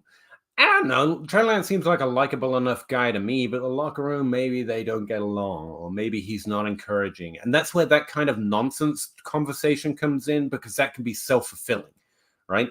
You get bad results. Well, he's a little bit quiet, or he's a little bit obnoxious, so maybe no one likes him, and then everyone thinks that, and then they start not liking him because they think he's doing bad. So a lot of that is self-fulfilling as well. But it does start to occur to me, like, at a certain point, the team is going to just find an excuse, and if it's Trey Lance isn't good, it'll be Trey Lance isn't good, even if really it wasn't his fault. Got injured after having those last 5 games in his rookie season, right? Well, the game he came in and rushed for 1 million yards. Yeah. I know. It's like Justin Fields right now. Another podcast I've recorded but haven't produced yet was with Christopher Bean, a friend of mine, not a name like Justin Boone, but I really like Chris. I think he's really interesting to talk about this subject and others. And something we ended up connecting on was, I don't think QB wins matters, but I think at a certain point, you can listen to the team, right? Does the team seem overly happy with what they've gotten out of Justin Fields? No. But it is fair to say the team has not given up or is not blaming him so far. I think it's fair, because they added DJ Moore and they added Chase Claypool, whatever he is, and they went out and added things in this draft. They still got Darnell Mooney. But how do you split the baby there? You could look at it and say, I think the team believes in Justin Fields. And I think they do. And I think, therefore, the wins will come and they will be happier and he will keep the job. That's what I hope happens. But the risk is, and the better way of describing it is, they're giving him one last chance, man. If the wins don't come with DJ Moore and with a healthy offseason to practice, and the rushing isn't enough if it's not winning games, because that's what they care about at the end of the day. If they still think the wins are coming, it's fine. But the way they've built this offseason, it seems to me like they're giving him, they believe they believe it's going to happen. But if it doesn't happen, it might get awful tense in that locker room. Not that it actually will be tense, but that's the way we'll describe it later, because we don't know these people. We don't know what their environments are like. I'm sure they're all the best of friends. I don't know. But it might be that post hoc explanation we apply to it, So we can't do that in advance. But I think it is interesting to keep an eye on. Is the team happy? It's a fair question to ask, even if we can never really answer it. And it might describe the risk better sometimes. That's why I thought it was interesting. You can still have a lot of hope. Points-wise, he's perfect. His arc in fantasy production is like, oh, that looks normal. He's got top 5 in his range of outcomes next year. That's awesome. I love rushing quarterbacks. I love this college profile. Let's go. But then when you look at what the team might feel and the fact they were like, 6-11 last year? They may not be happy, especially with all the smoke about his passing accuracy not having elevated to the NFL level. I think that might be a better way of describing the risk, because it shows that the upside is there, but also makes you aware that downside's there too. I don't know why I'm going on about this. I don't know why I got Justin Fields from Trey Lance. Same problem, I guess. But yeah, ride your darlings, at value. That's important. Pete, should the NFL stop drafting QBs from the FCS? No. If anything, they should draft more. I actually do think the NFL should invest a lot more speculation in quarterback, because right now it's such a mystery. So I'm not going to say that would solve it, but it's enough of a mystery that clearly no one knows for sure what's going on most of the time. But it clearly is very important. So they should probably try some shit.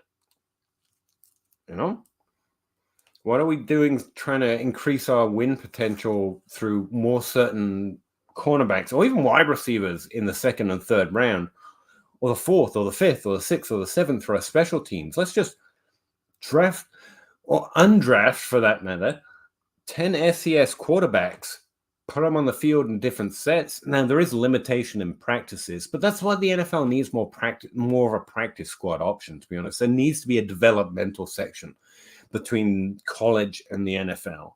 And I know that's never going to happen. It's just way too far out built. And the idea the XFL or anything is going to build this in-between league between college and I think it's just hope. I don't think it will ever achieve or ever happen.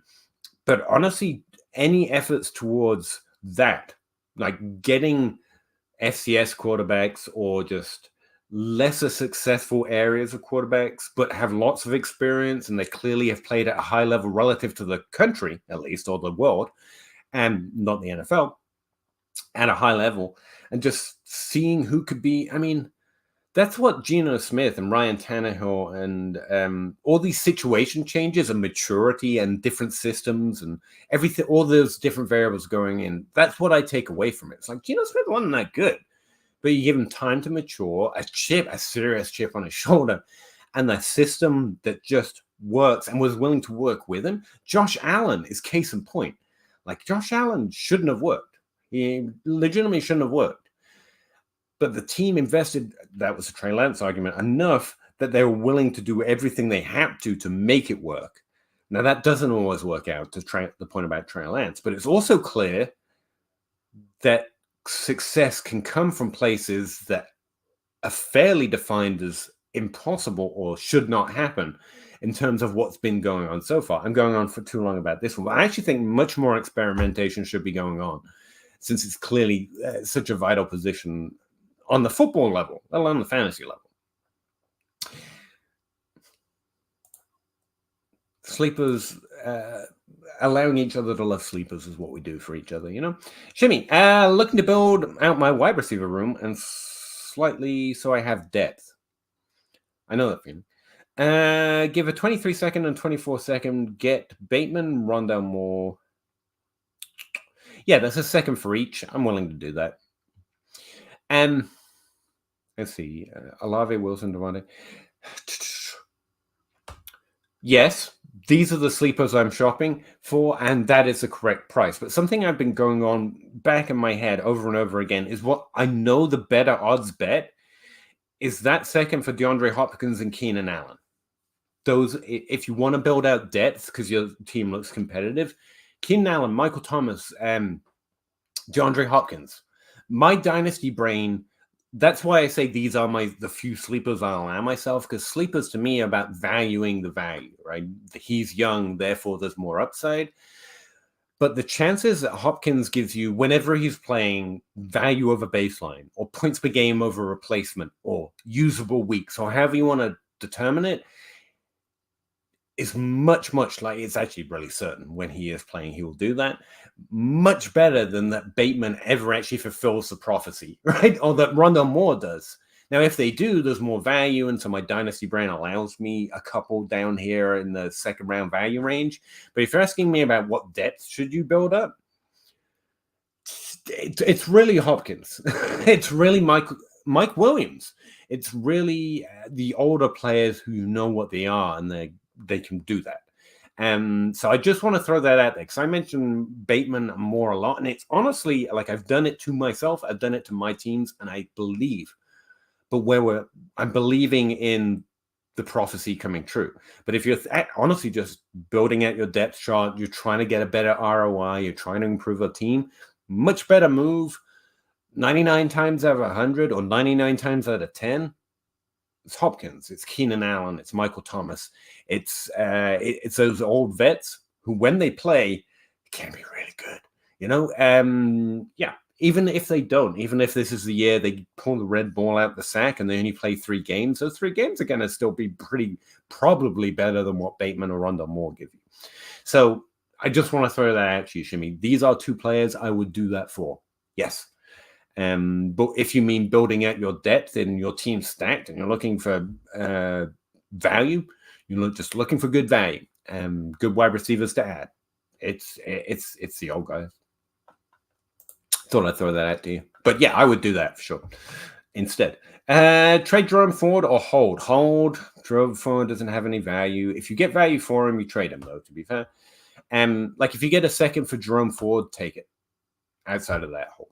Yeah.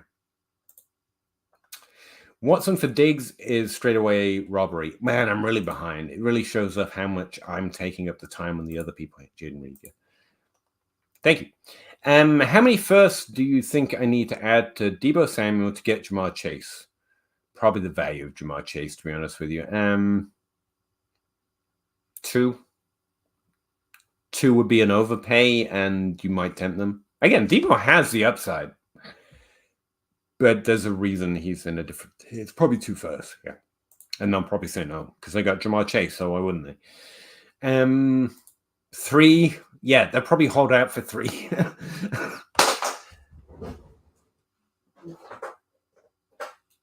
Sorry, I keep dropping my lighter. Imagine JJ gets Kyler. That's probably a quicker way of answering that. Yeah, you're just thinking about the downside. What about the average was my answer. And your point is, what about the upside? That would be, I mean, we probably have seen the best, but the best is pretty good from Justin Jefferson. We can root for teams to keep making mistakes. Adams QB proof too. I don't think so. I look, if Hopkins can't be QB proof, but is near QB proof, then that's probably the best we got, and I enjoy making fun of Derek Carr as much as anyone, but he is in the average. Yeah, he supported multiple top 24 wide receiver seasons. I mean, in terms of fantasy, his results reflect a quarterback who's providing average level of service. To put it in a Yelp review type description. Could we take a second and just realize if that did happen, Kyler is now QB1, not even close. If Kyler...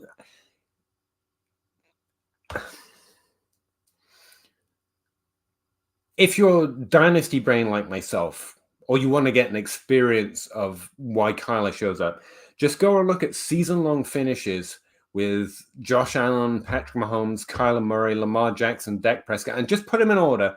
And then they're 22, the 21, the 23, 24. and just do that for a 10-year history of the top 12 quarterbacks and like even just conditional formatting. Kyler Murray is insanely undervalued for what he's provided in fantasy. Like he's already in that tier for me. Again, he's one of the top 5, and I didn't even include Joe Burrow in it. It's pretty hot. I'm probably too high on Lamar Jackson in some ways, and I don't care. I'm not backing down to John Hogue. Like I'm asking if that's a great debate. I still wouldn't have him over Mahomes or Allen, but I would put him to the top of that second tier. How about that? Just for the funsies, to be honest. I'd put him in there with, well, he's already in there with Herbert and Burrow, but I'd put him above Herbert, maybe just for funsies. But yeah, I think same tier already, so there's not a lot of upside I can give. I mean, Hopkins is nice, even Hollywood, but JJ. Good players help good players. Even better players help them even better. I kind of like the logic there, yeah. Kyler's getting London and Pitts. You think he's going to Atlanta? Wow. That offense doesn't look set to pass a lot this year, so he could get even lower in value if that happened. And I would keep throwing money at it. Personally. Oh, I clicked off it. Sorry. You think he's going to Atlanta? That'd be interesting. I assume the team can't mess it up this badly. Like, Kyler's been really good, but maybe. Vikings or Atlanta, which is better? Either's fine. I would rather him go to Atlanta, right? Because if you keep Cousins in Minnesota, then JJ's fine. And if you add Kyler to Atlanta, then suddenly London and Pitts are looking better. And I like more good fantasy players. That's my thinking. Hawkinson, Addison, JJ, or Bijan, Pitts, London. Yeah, that's a real... It's a question. I think it's... I'm going to dynasty brain it and say I just want more good fantasy. I think Atlanta getting the help would create more positive fantasy outcome. I realize I'm talking about your guys' conversation here, so I'm going to move on just a little bit. It's a really interesting hypothetical, but we're obviously not going to know. It's one of those wait and see things for me. Appreciate you guys are enjoying each other's company, though. I'd appreciate it if everyone dropped a like, but it's perfectly fine if they don't too. There's no way the monetization of my channel is ever actually going to return actual funds. So I'm just here for the... I don't know. Have fun talking about Dynasty. Yeah, honestly. When I say good or bad, I'm more... Yeah, I know you are. I just like to talk about definitions a lot because not everyone is you, Genji. And believe it or not, like I have misled people by not having a lot of experience with me, but they see a tweet or read an article and then my definitions aren't stated and they make a mistake. And honestly, it is my fault. Like if I don't define my terms and I'm making content for people, I should establish what I'm trying to say effectively, or that's my communication problem. So yeah, I wasn't suggesting you're unaware of that. I just like to define my terms when I can. Who do you think will lose most dynasty market value by the end of the next season between Bijan, Gibbs, CD, AJ Brown, CD Lamb? Would you be looking to move tier down any of these players? I secretly think that Dak Prescott, CD Lamb, and Michael Gallup even maybe could ball out this season. I would love to see Dak return to the top 5 and the running back volume doesn't matter for Pollard as much because he gets a little bit more on the passing and they just ball. I would love to see that. But it's just a fevered dream of mine. And I think CD Lamb's top 12 season was of the okay variety. And just in terms of percentage of games in the top 12, top 36, top 96 on a week-to-week basis, I think there's a lack of ceiling relative to the players in the tier with him. Now, do I think he's good? Yeah, I think Amari Cooper's really good, and he's had that consistently throughout his entire career. He's still good. I still want to roster him the next 5 years. But if you're going to give me Waddle or A.J. Brown or Garrett Wilson or... No, Olave. I'd have CD over Olave. But Olave being in that tier is slightly debatable. Then I would take those guys. The problem with tearing down is that CD Lamb, I want him for the next 5. I don't see a big reason to tear down unless I'm just selling purely for value and trying to get more players. You know what I mean? I'd much rather add to him and go up. Like, get me Jefferson. CD Lamb plus a first. Does it get me Jefferson? No. Jefferson and Bateman or their favorite sleeper or a running back they love, maybe. It's a tough trade, which is mostly why I'd probably just keep CD Lamb. But tearing down is not a thing I do with that tier of wide receiver, but he's the one that stands out to me there. Gibbs, maybe. Gibbs might fulfill the prophecy of, to use the same language, of Swift's upside. He really could do that this year. But he's the one I'm least secure about because I think he's just Swift, which is a really good thing. But like Swift is dropping 30 spots in positional rank right now because he's just on another team, and I don't get it. We seem to be so fickle with that type of running back that if Gibbs is just good, solid this season, does everyone hate him all of a sudden? But anyway, yeah, I'm not going to say I would tear him down. No, with both players, with that level of player, I'm more likely to go up or sell out for value. Like give me as many draft picks as possible. You know. In any argument, I know what you're saying. Appreciate it. Has Bijan Robinson value already peaked?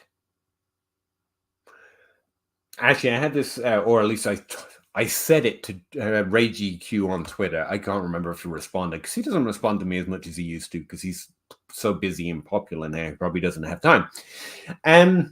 No. Can he be worth more? Probably not. But I think your league mates will be more willing to trade for him when he plays. Like we can rank him and draft him, and your league can draft him as high as they want. The value isn't, there is a ceiling to value when everyone thinks it, you know? That's why, honestly, that's why Justin Jefferson and Jamar Chase have a different value than the other guys, right? It's just everyone accepts it. So it's true. It's more true. Yeah, that's probably a better way of saying it. So when Bijan Robinson plays, so long as he is as good as I genuinely think he is, then everyone in your league will be more readily accepting of the value. Right now, it is fair to look at Bijan Robinson's value, having never played, if you haven't looked at the history or don't have a reason to think he's phenomenal, and go, what the does no one remember Kyle Pitts and how we ran out that rookie to the nth degree? Honestly, I can see how a few could just be hesitant.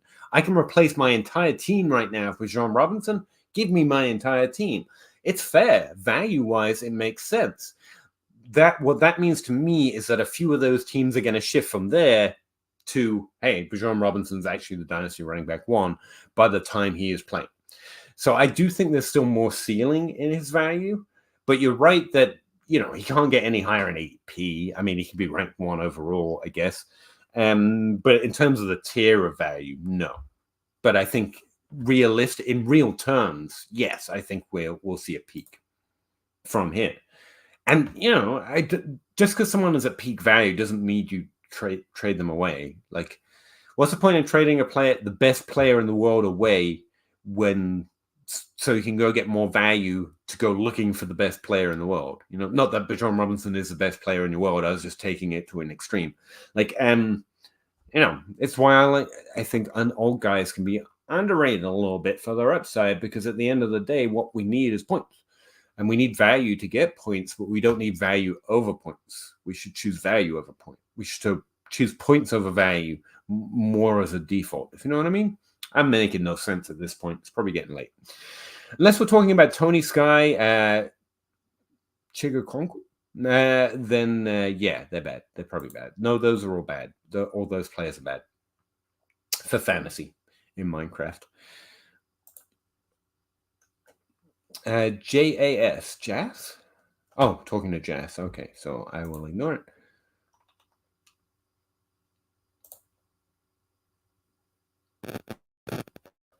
Am I predicting it? No. But there has been some noise on it.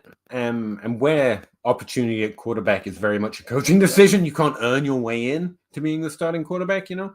That the fact that has been some disquiet between the coaching staff and Mac Jones is relative.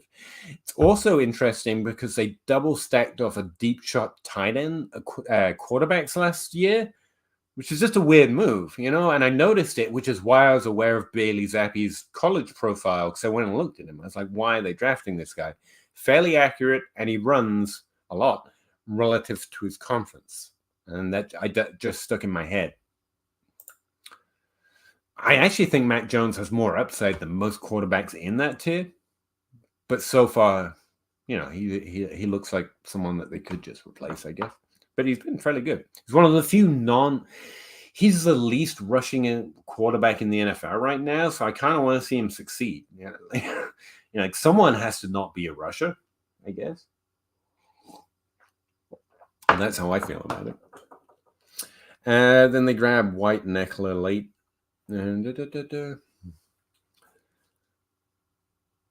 Take Sutton and Judy over elite running backs. Yeah, there's a certain point where that dynasty value, that dynasty prime, gets in our heads. It's the same way age does. Like, I got to lean wide receiver. Like, you don't have to lean Ayuk, Sutton, Judy over Christian McCaffrey and Austin Eckler, especially right now. We should be expecting breakout running backs this year. Again, not to point out, but none of you have watched my breakout running back video, and the numbers show. But what we should be expecting is breakouts, but the last time we saw that, it was like one Eddie Lacy, like a running back drafted that year with all the draft capital and expectation. And then it was like a fifth-year undrafted free agent and a third-year first-round pick who had been injured. It's not all 2017 when it comes to breakouts, you know? And that's where we're at. That's where we're at running back. So Barkley and CMC and Henry and Austin Eckler, they are still the best that there is. It's not like, oh, and Gibbs and Bijan Robinson, if they both do well, will be additions to, not replacements for. Like, there's only 3 or 4, you know? If they're both also good, that means we have 5. If Travis Etienne beats my expectation, we have 6. We're nowhere near full at running back, so there's more than enough room for the players that you like to be good, and CMC, Barkley, Henry are still dominant as all heck, and Eckler, and, you know, we just don't have a lot. So, yeah, that's also why running backs are falling. People don't know how to deal with it. Sterling Shepard was a good wide receiver. Yeah, he was solid. Older prospect, developed route runner, lack of ceiling, but he's a top 24 wide receiver, I think, his rookie season. He's one of those data points where players that break out with a full role seem to predict a continued low-level full role, if you know what I mean. He was a 24 wide receiver with 20% target share, and that's all he ever was. It's my Chris Olave fair, but I think Olave is better than Shepard was. But did I miss a question here? No, I don't think so. I actually just picked up Lee Nichols because I was looking for more running backs because I had an open roster spot, and I noticed his name, found out who's a rookie and where he played, and I was like, okay, a rookie, sure. I have no strong opinion outside of that, but yeah, Dendrick Pierce is one that got mentioned to me a lot as well, but I think he's getting hyped. I honestly have no. I look up their rough stats, you know, in my database or just looking up Sports Football Reference, but mostly they're running back earlier on in their career and they're on a depth chart where I'm like, that's interesting. If I've got a roster spot, I end up with a lot of those guys just by accident. Or not accident because I'm intentionally doing it, but you know what I mean. Not because I examine their profile. Tell you what, if you all never checked out Dynasty Planet, it's a really useful tool. One of its most useful tools is called Rostership, where you can sign in with your MFL or your sleeper ID, and it tells you the percentage of players or the players that you're rostering and what percentage you're rostering them across your leagues. And I find it relatively useful because I get that question a lot. And then also just it's a way of investigating what you're up to, you know? I think this, but am I doing this? I found out last year, for example, I have way too many sleeper wide receivers for a guy who's always complaining about sleeper wide receivers, and I made some adjustments. And running back, my most trusted players are probably going to be these depth guys. Yeah, Keontae Ingram, Mohamed Ibrahim, Myles Gaskin, Miami. I think Miami is interesting to investigate for those type of running backs. Pierre Strong from last year, Sincere McCormick on the Raiders, Cordell Patterson still on my depth chart a lot, Deuce Vaughn, Devin A-Chain, Jordan Mason. I'm still rostering him for that small spell he had there in San Francisco. Kenny McIntosh, that's the other running back that Seahawks added. I found him in a few waiver wires. Raheem Blackshear, not great. He's like really deep into his career, but if you go look at his college profile and then look at his NFL profile, you can see him putting him usable weeks in Carolina if the right path happened. I've also still got like one Dare Ogunbowale share randomly. Benjamin from New Orleans Saints. I still have one share. I only have one share of Jarrett McKinnon. That's disappointing. And more Miami. Jeffrey Wilson is actually fairly high up there. So yeah. That's who I found. But honestly, I just added to the running backs that I find. Snoop Connor, good name. Dendrick Pierce is one that I've had recommended to me numerous times. I assumed he was getting hyped somewhere, but if you see him on the waiver wire, you add him. Yeah, you find space for running backs.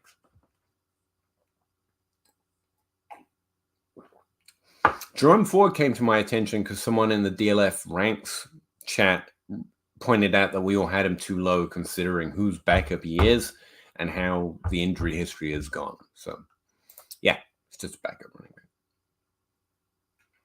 I have Bijan Robinson in one league, I think. I had the 101, and it's a team that I've built towards this year. I want to win this year.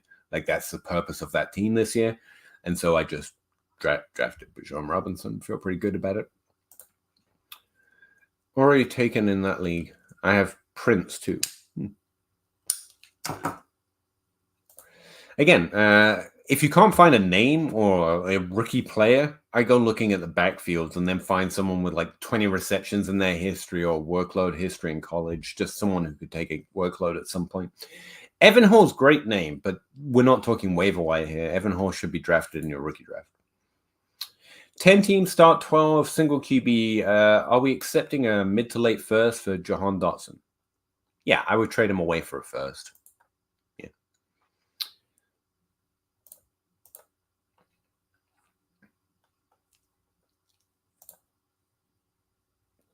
You would take Dotson over Christian Watson?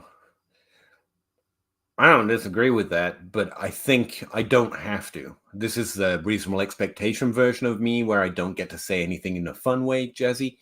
But yeah, I would agree with this, but where Watson has higher value, I want to tell anyone to do that when they could have got Dotson plus a second for Watson, do that instead, But yeah, I'm with the sentiment.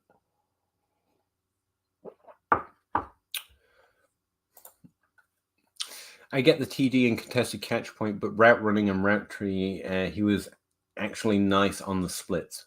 Yeah, I can't break down stuff like that. I can say he was very effective. He wasn't just efficient. Let's be clear. You don't do that in your rookie season just because. Aaron Rodgers can make a bucket productive. I get the argument. I used to make it with Drew Brees a lot. But the fact is he hasn't made everyone that productive. So he's got something. Like Alan Lazard, Zach Pascal on a different depth chart did a similar thing. He clearly has quote-unquote talent even relative to this level. I just think the points are lying to us about the relative talent we're comparing them to. It's Chase Claypool, it's McCall Harbin. These guys are clearly, Gabe Davis, these guys are clearly talented even relative to the NFL level, but they're not talented relative to how we use it more broadly in terms of what a fantasy asset is. You know what I mean? That's my suspicion, and I'm, wishy-washying it to the grave. I would just say Genji, definitely worth checking him out, especially when they get a real QB. Who are we talking about now? Watson? Yeah. And again, if you're getting him as wide receiver 3, wide receiver 4, if he's valued as a late first-round pick, I would trade him away, but unless you're getting that first-round pick, like, sure, roster him, like a really good rookie seasons are pretty hard to come by. And again, there's the upside of maybe they get better quarterback play than we expect or further down the line. I thought you meant Elijah Dotson. I actually don't know who that is, who I'm high on as a Charger sleeper running back. I actually didn't know. Is that I don't suppose he's related at all, is he? Yeah. Roster running backs, roster more. Romeo Doubs is really the wide receiver one for the Packers, right? I think so in terms of volume. I don't think either are going to finish top 24 overall or have top 24 points per game. But yes, I think they're going to have utility in Dynasty for sure. Watson's got more higher upside. Like that 1 week he goes off is going to be much better than Dubs. But I think if I had to guess, Dubs will get the volume. Yeah. And I do because I make projections. So technically I have to guess. No, I think I legitimately think it's Dubs.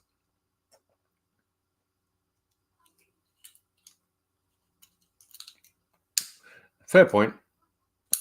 On some offenses, there is no wide receiver. But if we're literally talking who's going to get more targets, I think Dubs gets more targets.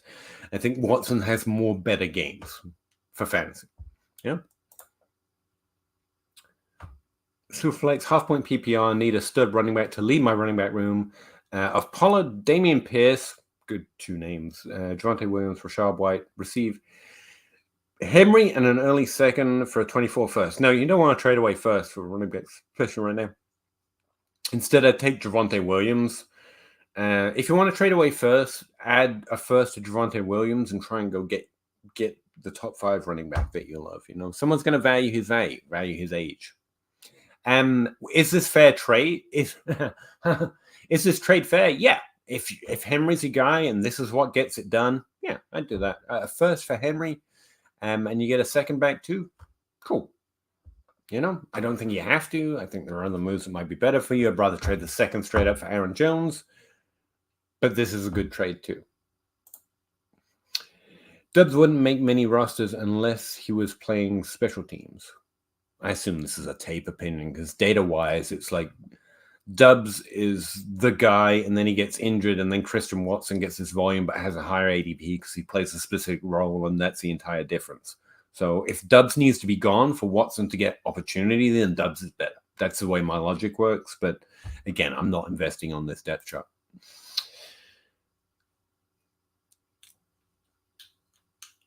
I think he has the most volume, making the most. But you don't want consistency to the point. You want the upside.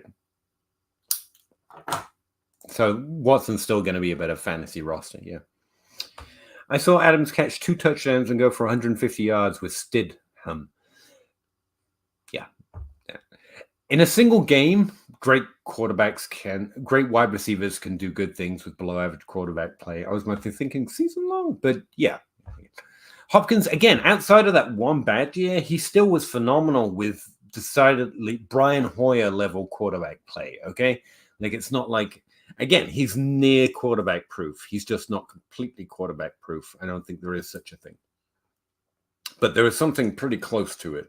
That's a good stat to pull out your butt, though, Genji. Kyler is 5th in points per game.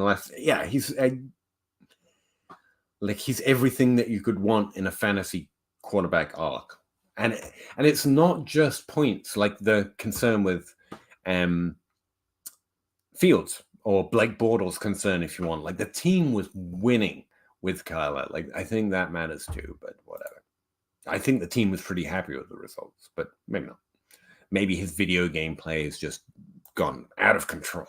I don't know. I don't understand why people are turned off a situation can only get better. It's honestly, and I'm not joking, like we talk about the hype and micro markets all the time, and it seems like sometimes like, no, that couldn't be that simple. It's because of the tweet about the correlation between him and Call of Duty, and then one report that comes out that Hopkins was really disappointed in Kyler Murray's work ethic, and just to the moon. Those rumors go to the moon. Like that's how it is. Now, the concerning part is that's honestly how self-fulfilling narratives can happen. Like that gets into the locker room, then they start thinking that, then they start noticing things, and they add 2 and 2 and get 6, and suddenly he's bad because they've convinced themselves they're bad. There's a lack of faith, a lack of effort, lack of support. We can honestly bad faith our way into those kind of situations. So it's concerning, but I don't think it's legitimately because Kyler Murray isn't good. It's just because people are weird. We're a weird animal, man. Oh, I got a good one who is the Cooper Kupp or Jamar Chase, or like a guy that should be higher. than what he's getting credit for. Getting credit or being drafted at. And I don't know. I have I'm a Ross St. Brown corrected. I'm higher than everyone now because I'm determined to be, but honestly, he's not undervalued. I don't think I have a wide receiver. Again, I think the wide receiver market is pretty set right now. Outside of everyone is too low on Jahan Dotson, on Jameer, on Jordan Addison. That's a guy I'm trying to be higher than everyone on right now, in that sense. But do I have, where's my value section?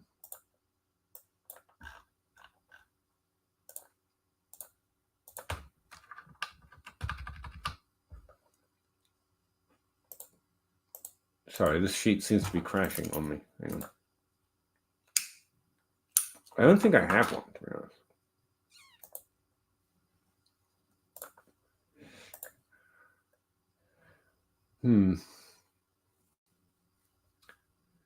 I mean, I think a lot of people's answers be Deontay Johnson, but I think he's more a top 24 wide receiver at this point. Oh, Mike Evans, Chris Godwin, candidates to be that kind of a thing in terms of, again, values relative to ADP, but I don't think relative to expectation or relative to credit. Wide receivers.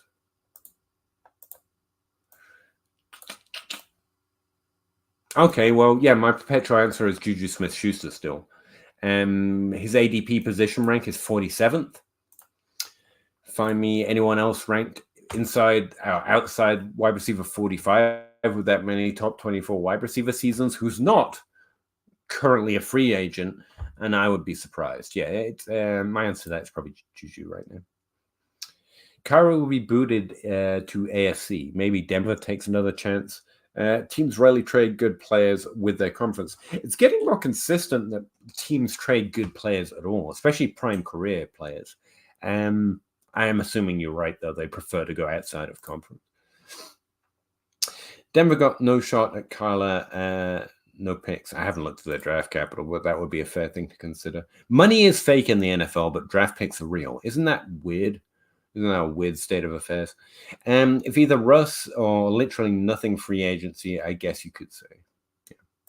I'm getting in the middle of your guys' conversation again, so I'm going to try and move on to a question, comment. Pete, I bet you don't have a share of Chris Rodriguez. No, I don't, because I didn't like his college profile a lot. He mostly got picked up in my rookie draft. Again, in my leagues, if a rookie running back falls to the waiver wire, whose name is discoverable on my fantasy league, I am surprised. Like, again, it shouldn't be valuable information to say roster running backs.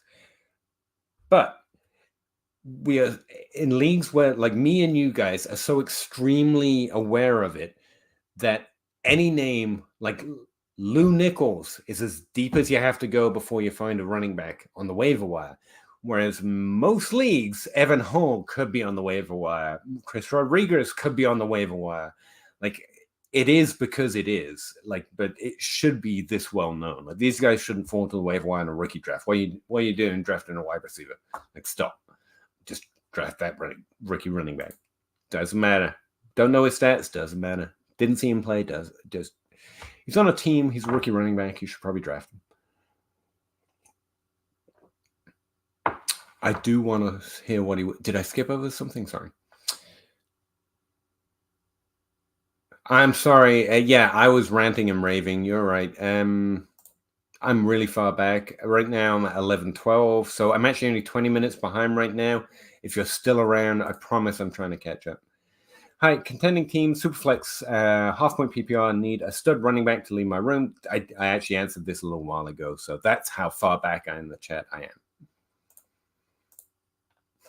Yeah, without Zach and Russ. It's normally bad with Zach or Russ or both. Without them, you're discovering the real root behind why we're always behind in the chat.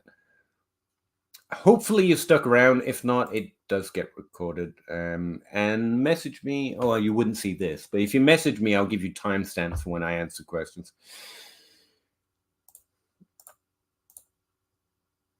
Why not gauge players by fantasy points behind positional leaders versus positional rank? E.g., Mixon is averaging -3 points behind the running back one. JJ Zacharyson said he did a pod explaining why not, but I can't find it.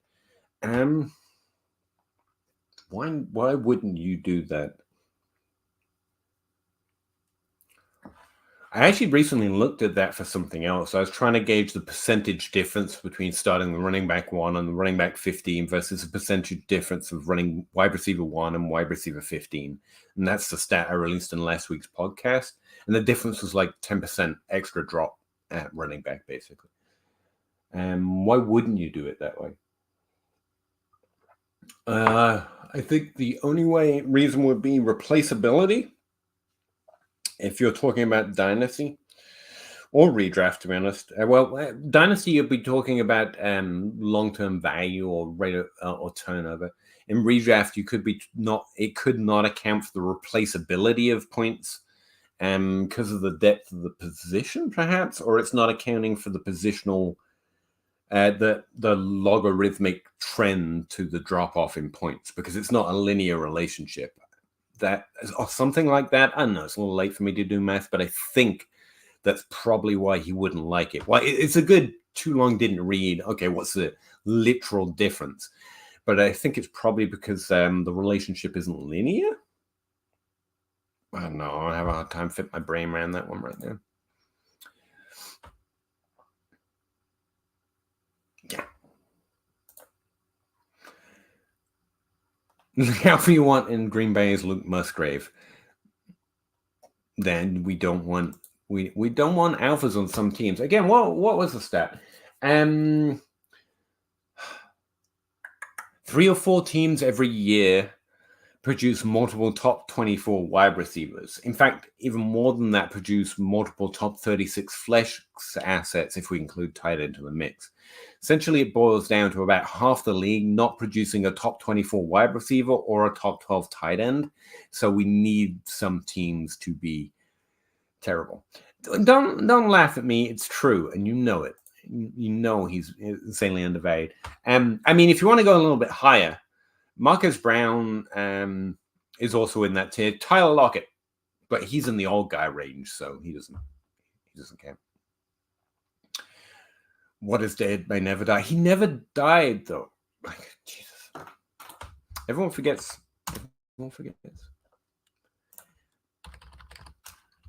Now, I admit, he's broken my expectations every year. After his second year, he's never gotten back up there. But since then, his per-game pace has been top 24 pretty much every year when healthy, when on the field. Obviously, he didn't play more than 5 games in 2021, but in 2020 and 2022, and even 2019, his points per game, second half of the season in 2019, was top 24, it was top 24, if I remember right. Which young QB are you most excited to see play and why? I'm actually interested to see Young because he looks the part against the SEC. Young had one of the best QBRs or accuracy ratings in that final season. I'm really interested to see Stroud because Stroud is the 3rd QB drafted in this draft class. I actually think he and Young are comparable prospects in terms of likelihood of success, in terms of their ceiling. I love Young, don't get me wrong, but Stroud isn't that far off. And you're getting him later. So I'm really interested to see what he can do. Houston's a depth chart that no one's excited about, including me. But, I mean, it's not nothing. And Stroud could impress and drastically change his stars in terms of dynasty value. But yeah, where I don't watch anyone play, obviously the answer is no one. Sorry, that was meant to be the answer. I forgot. I liked the like button. Appreciate you, Mr. Scampers, and welcome back. Nice to see you. Have you looked into Whopper for Dynasty? It's a difficult question. Yeah, I've been playing around with Whopper, weighted opportunity score, which is target share weighted by their IAR share. Since the stat was invented, I'm that old. I was here when Josh Hansmeyer rolled out Whopper. I actually remember the conversation between him and AD and HD where I think they brainstormed the idea. They both independently came up with it. And I think I remember seeing that conversation before. It was like an accepted acronym. But yeah, it's really good, especially if you're doing projections. The year after that is when I built my first projection model, and I specifically did it in a way that was going to use air yards because no projection model was using air yards yet. And Whopper was a big part of that. It's really good. It's really sticky because target share is sticky and your share of the offense is sticky and your ADOT is relatively sticky to the wide receiver, which means Whopper is so sticky. But also it does it's more useful talking about the value of their likely opportunity because we're weighting in an aspect of that value, their total air yards. And you just have to get the team volume right is still the trick, though, so it didn't do a lot outside of that.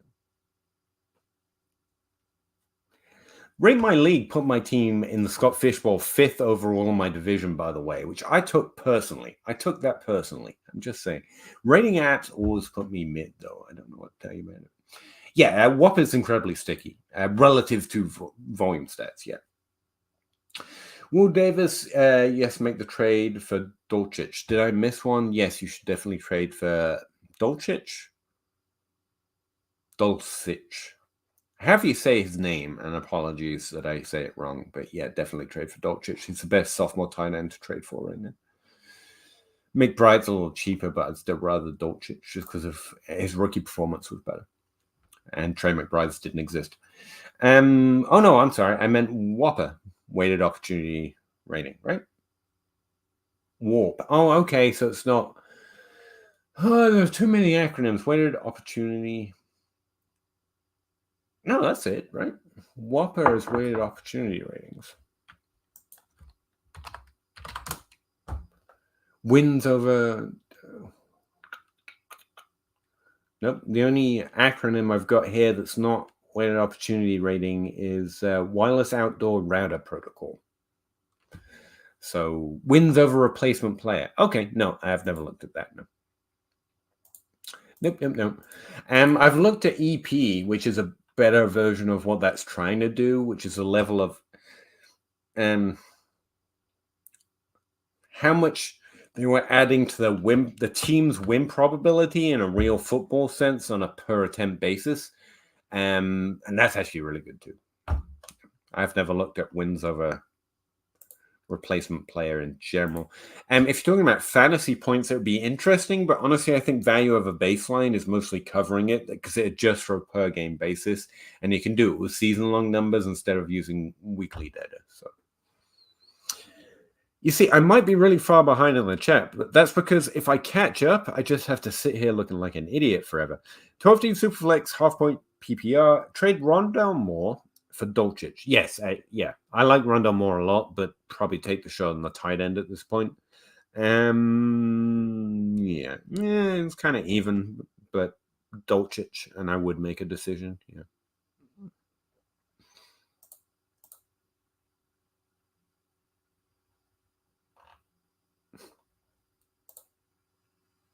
I'm at the end, guys. So if you got nothing else, like I will take the opportunity to leave before midnight. And sorry to be really far behind there, guys. Like I say, that's just telling the story that I am secretly always the problem on the Dynasty grind. I'm why we're always behind in the chat. I am too wordy, and everybody knows it. Anyway, next week, Zach or Russ, or maybe in one far off dream state, we'll see both. We'll be back, I hope. There were very legitimate reasons why both couldn't make it tonight.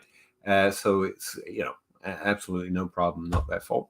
And I know, I like spending time with you all by myself. That's fine by me. Outside of you having to put up with me being so far behind in the chat, it's fine. Who's your favorite team? I don't have them. I used to say the Colts, but because it's a fairly close team, I suppose you could say Cincinnati.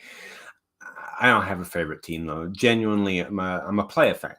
I'm as much of a fan of AJ Brown now as when he was on Tennessee. I know that's anti-sports in a way, but you got to remember, I came into this sport particularly as an outsider in general because I didn't grow up watching it. I didn't start watching it and therefore play Dynasty. I literally came in through the player level, falling in love with the value over replacement, honestly, of Arian Foster and undrafted free agents and the edges that I found.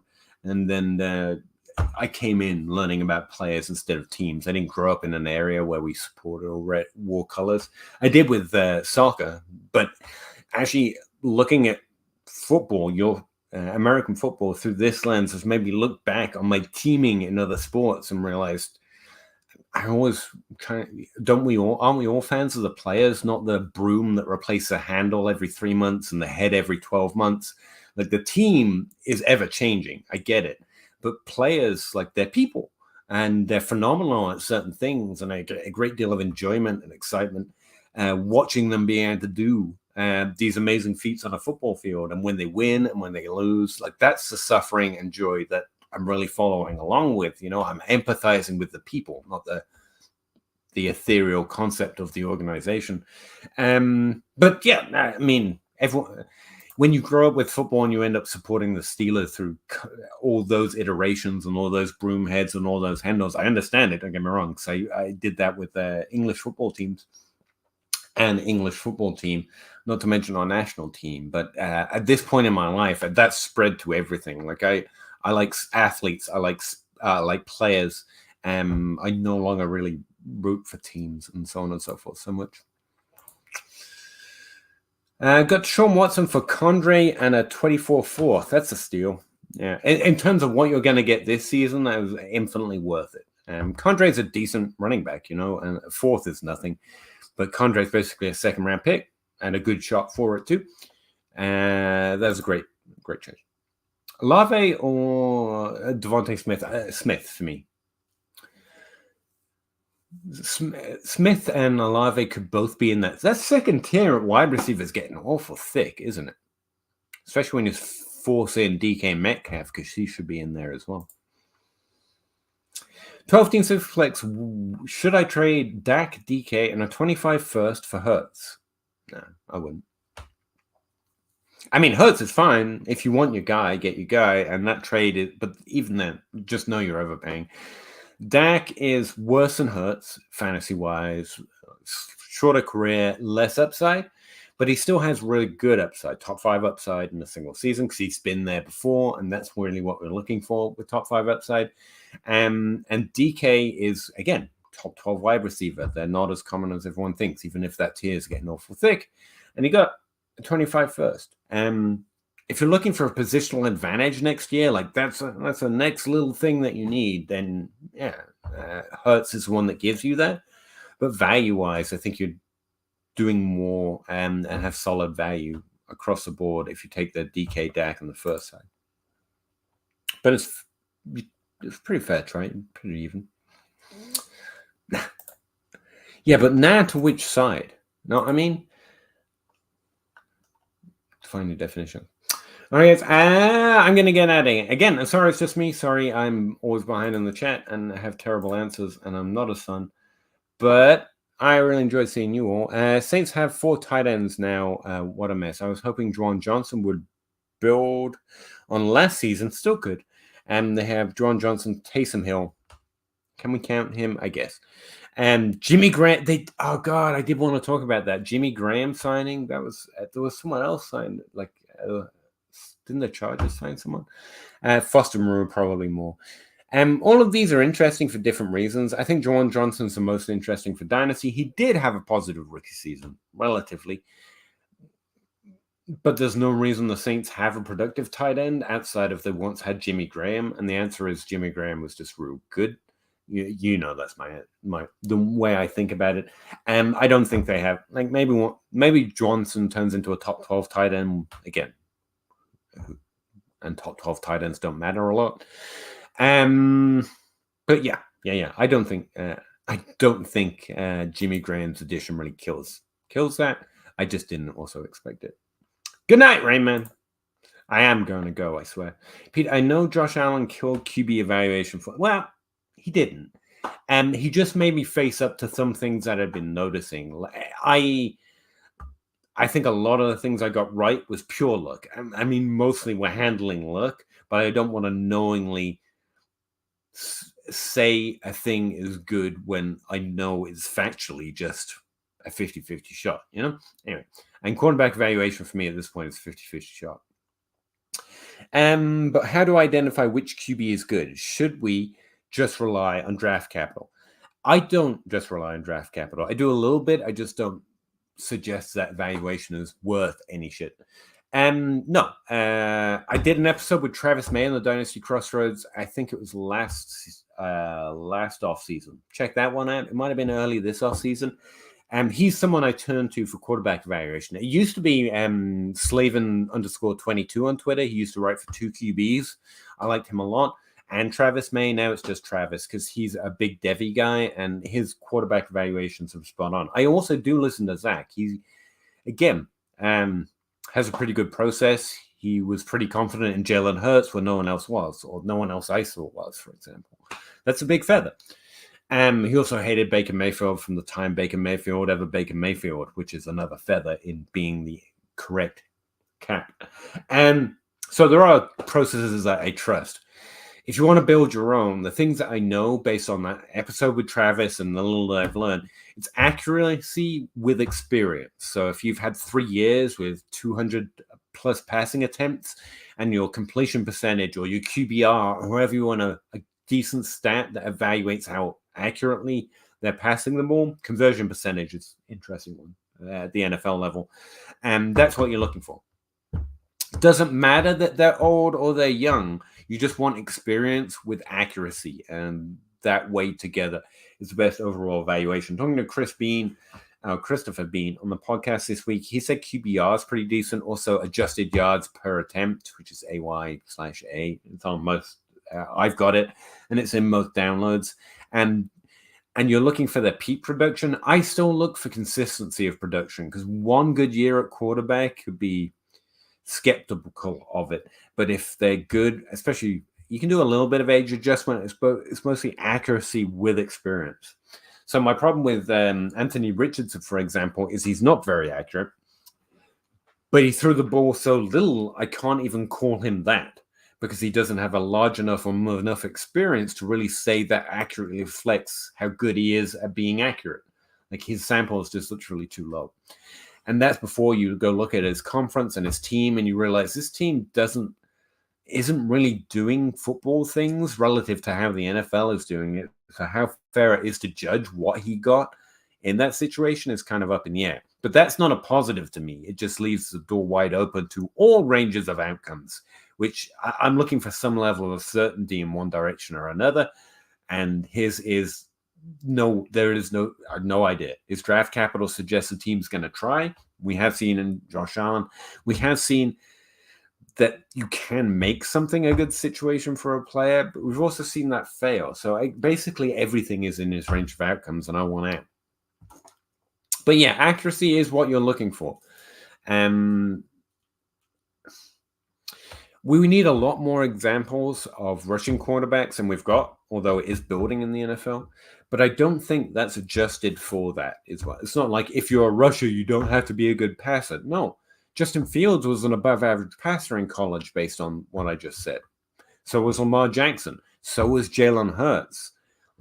And still, Fields seems to be struggling as a passer at the NFL level, but he was above average in college. So was Lamar Jackson, who hasn't passed much the last few years, but he was above average accuracy-wise in college.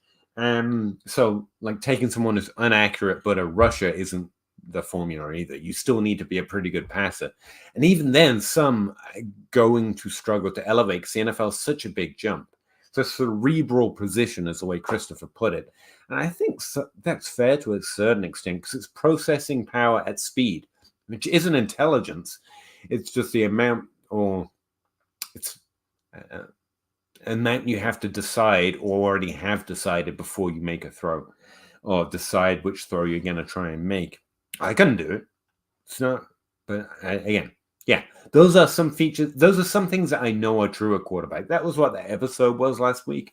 There's some things that we can still use to evaluate the position and quarterbacks. I can have opinions on quarterbacks without having to believe that our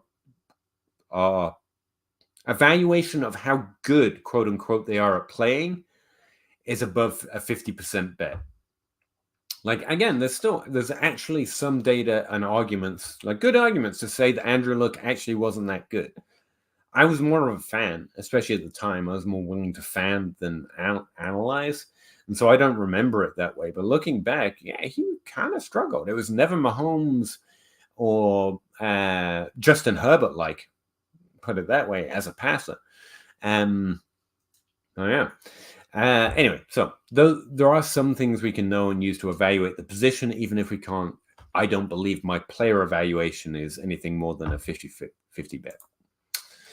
Which is good, because otherwise Dynasty and Fantasy would essentially be useless. The way I play Dynasty is mostly leaning on the edge. There is a way to evaluate positions and Dynasty expectations without being big giga brain Chad who out-evaluates everyone.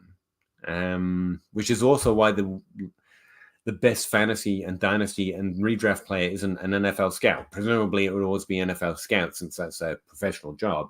Yet it never is. Curious. Nah, it's probably because they don't play. But I really don't think that's the only or the best path to being successful at Fantasy and Dynasty. I think we can evaluate risk, expectation, and historical outcomes, and I think that does consistently better for us. But anyway, I'm going to get out of here.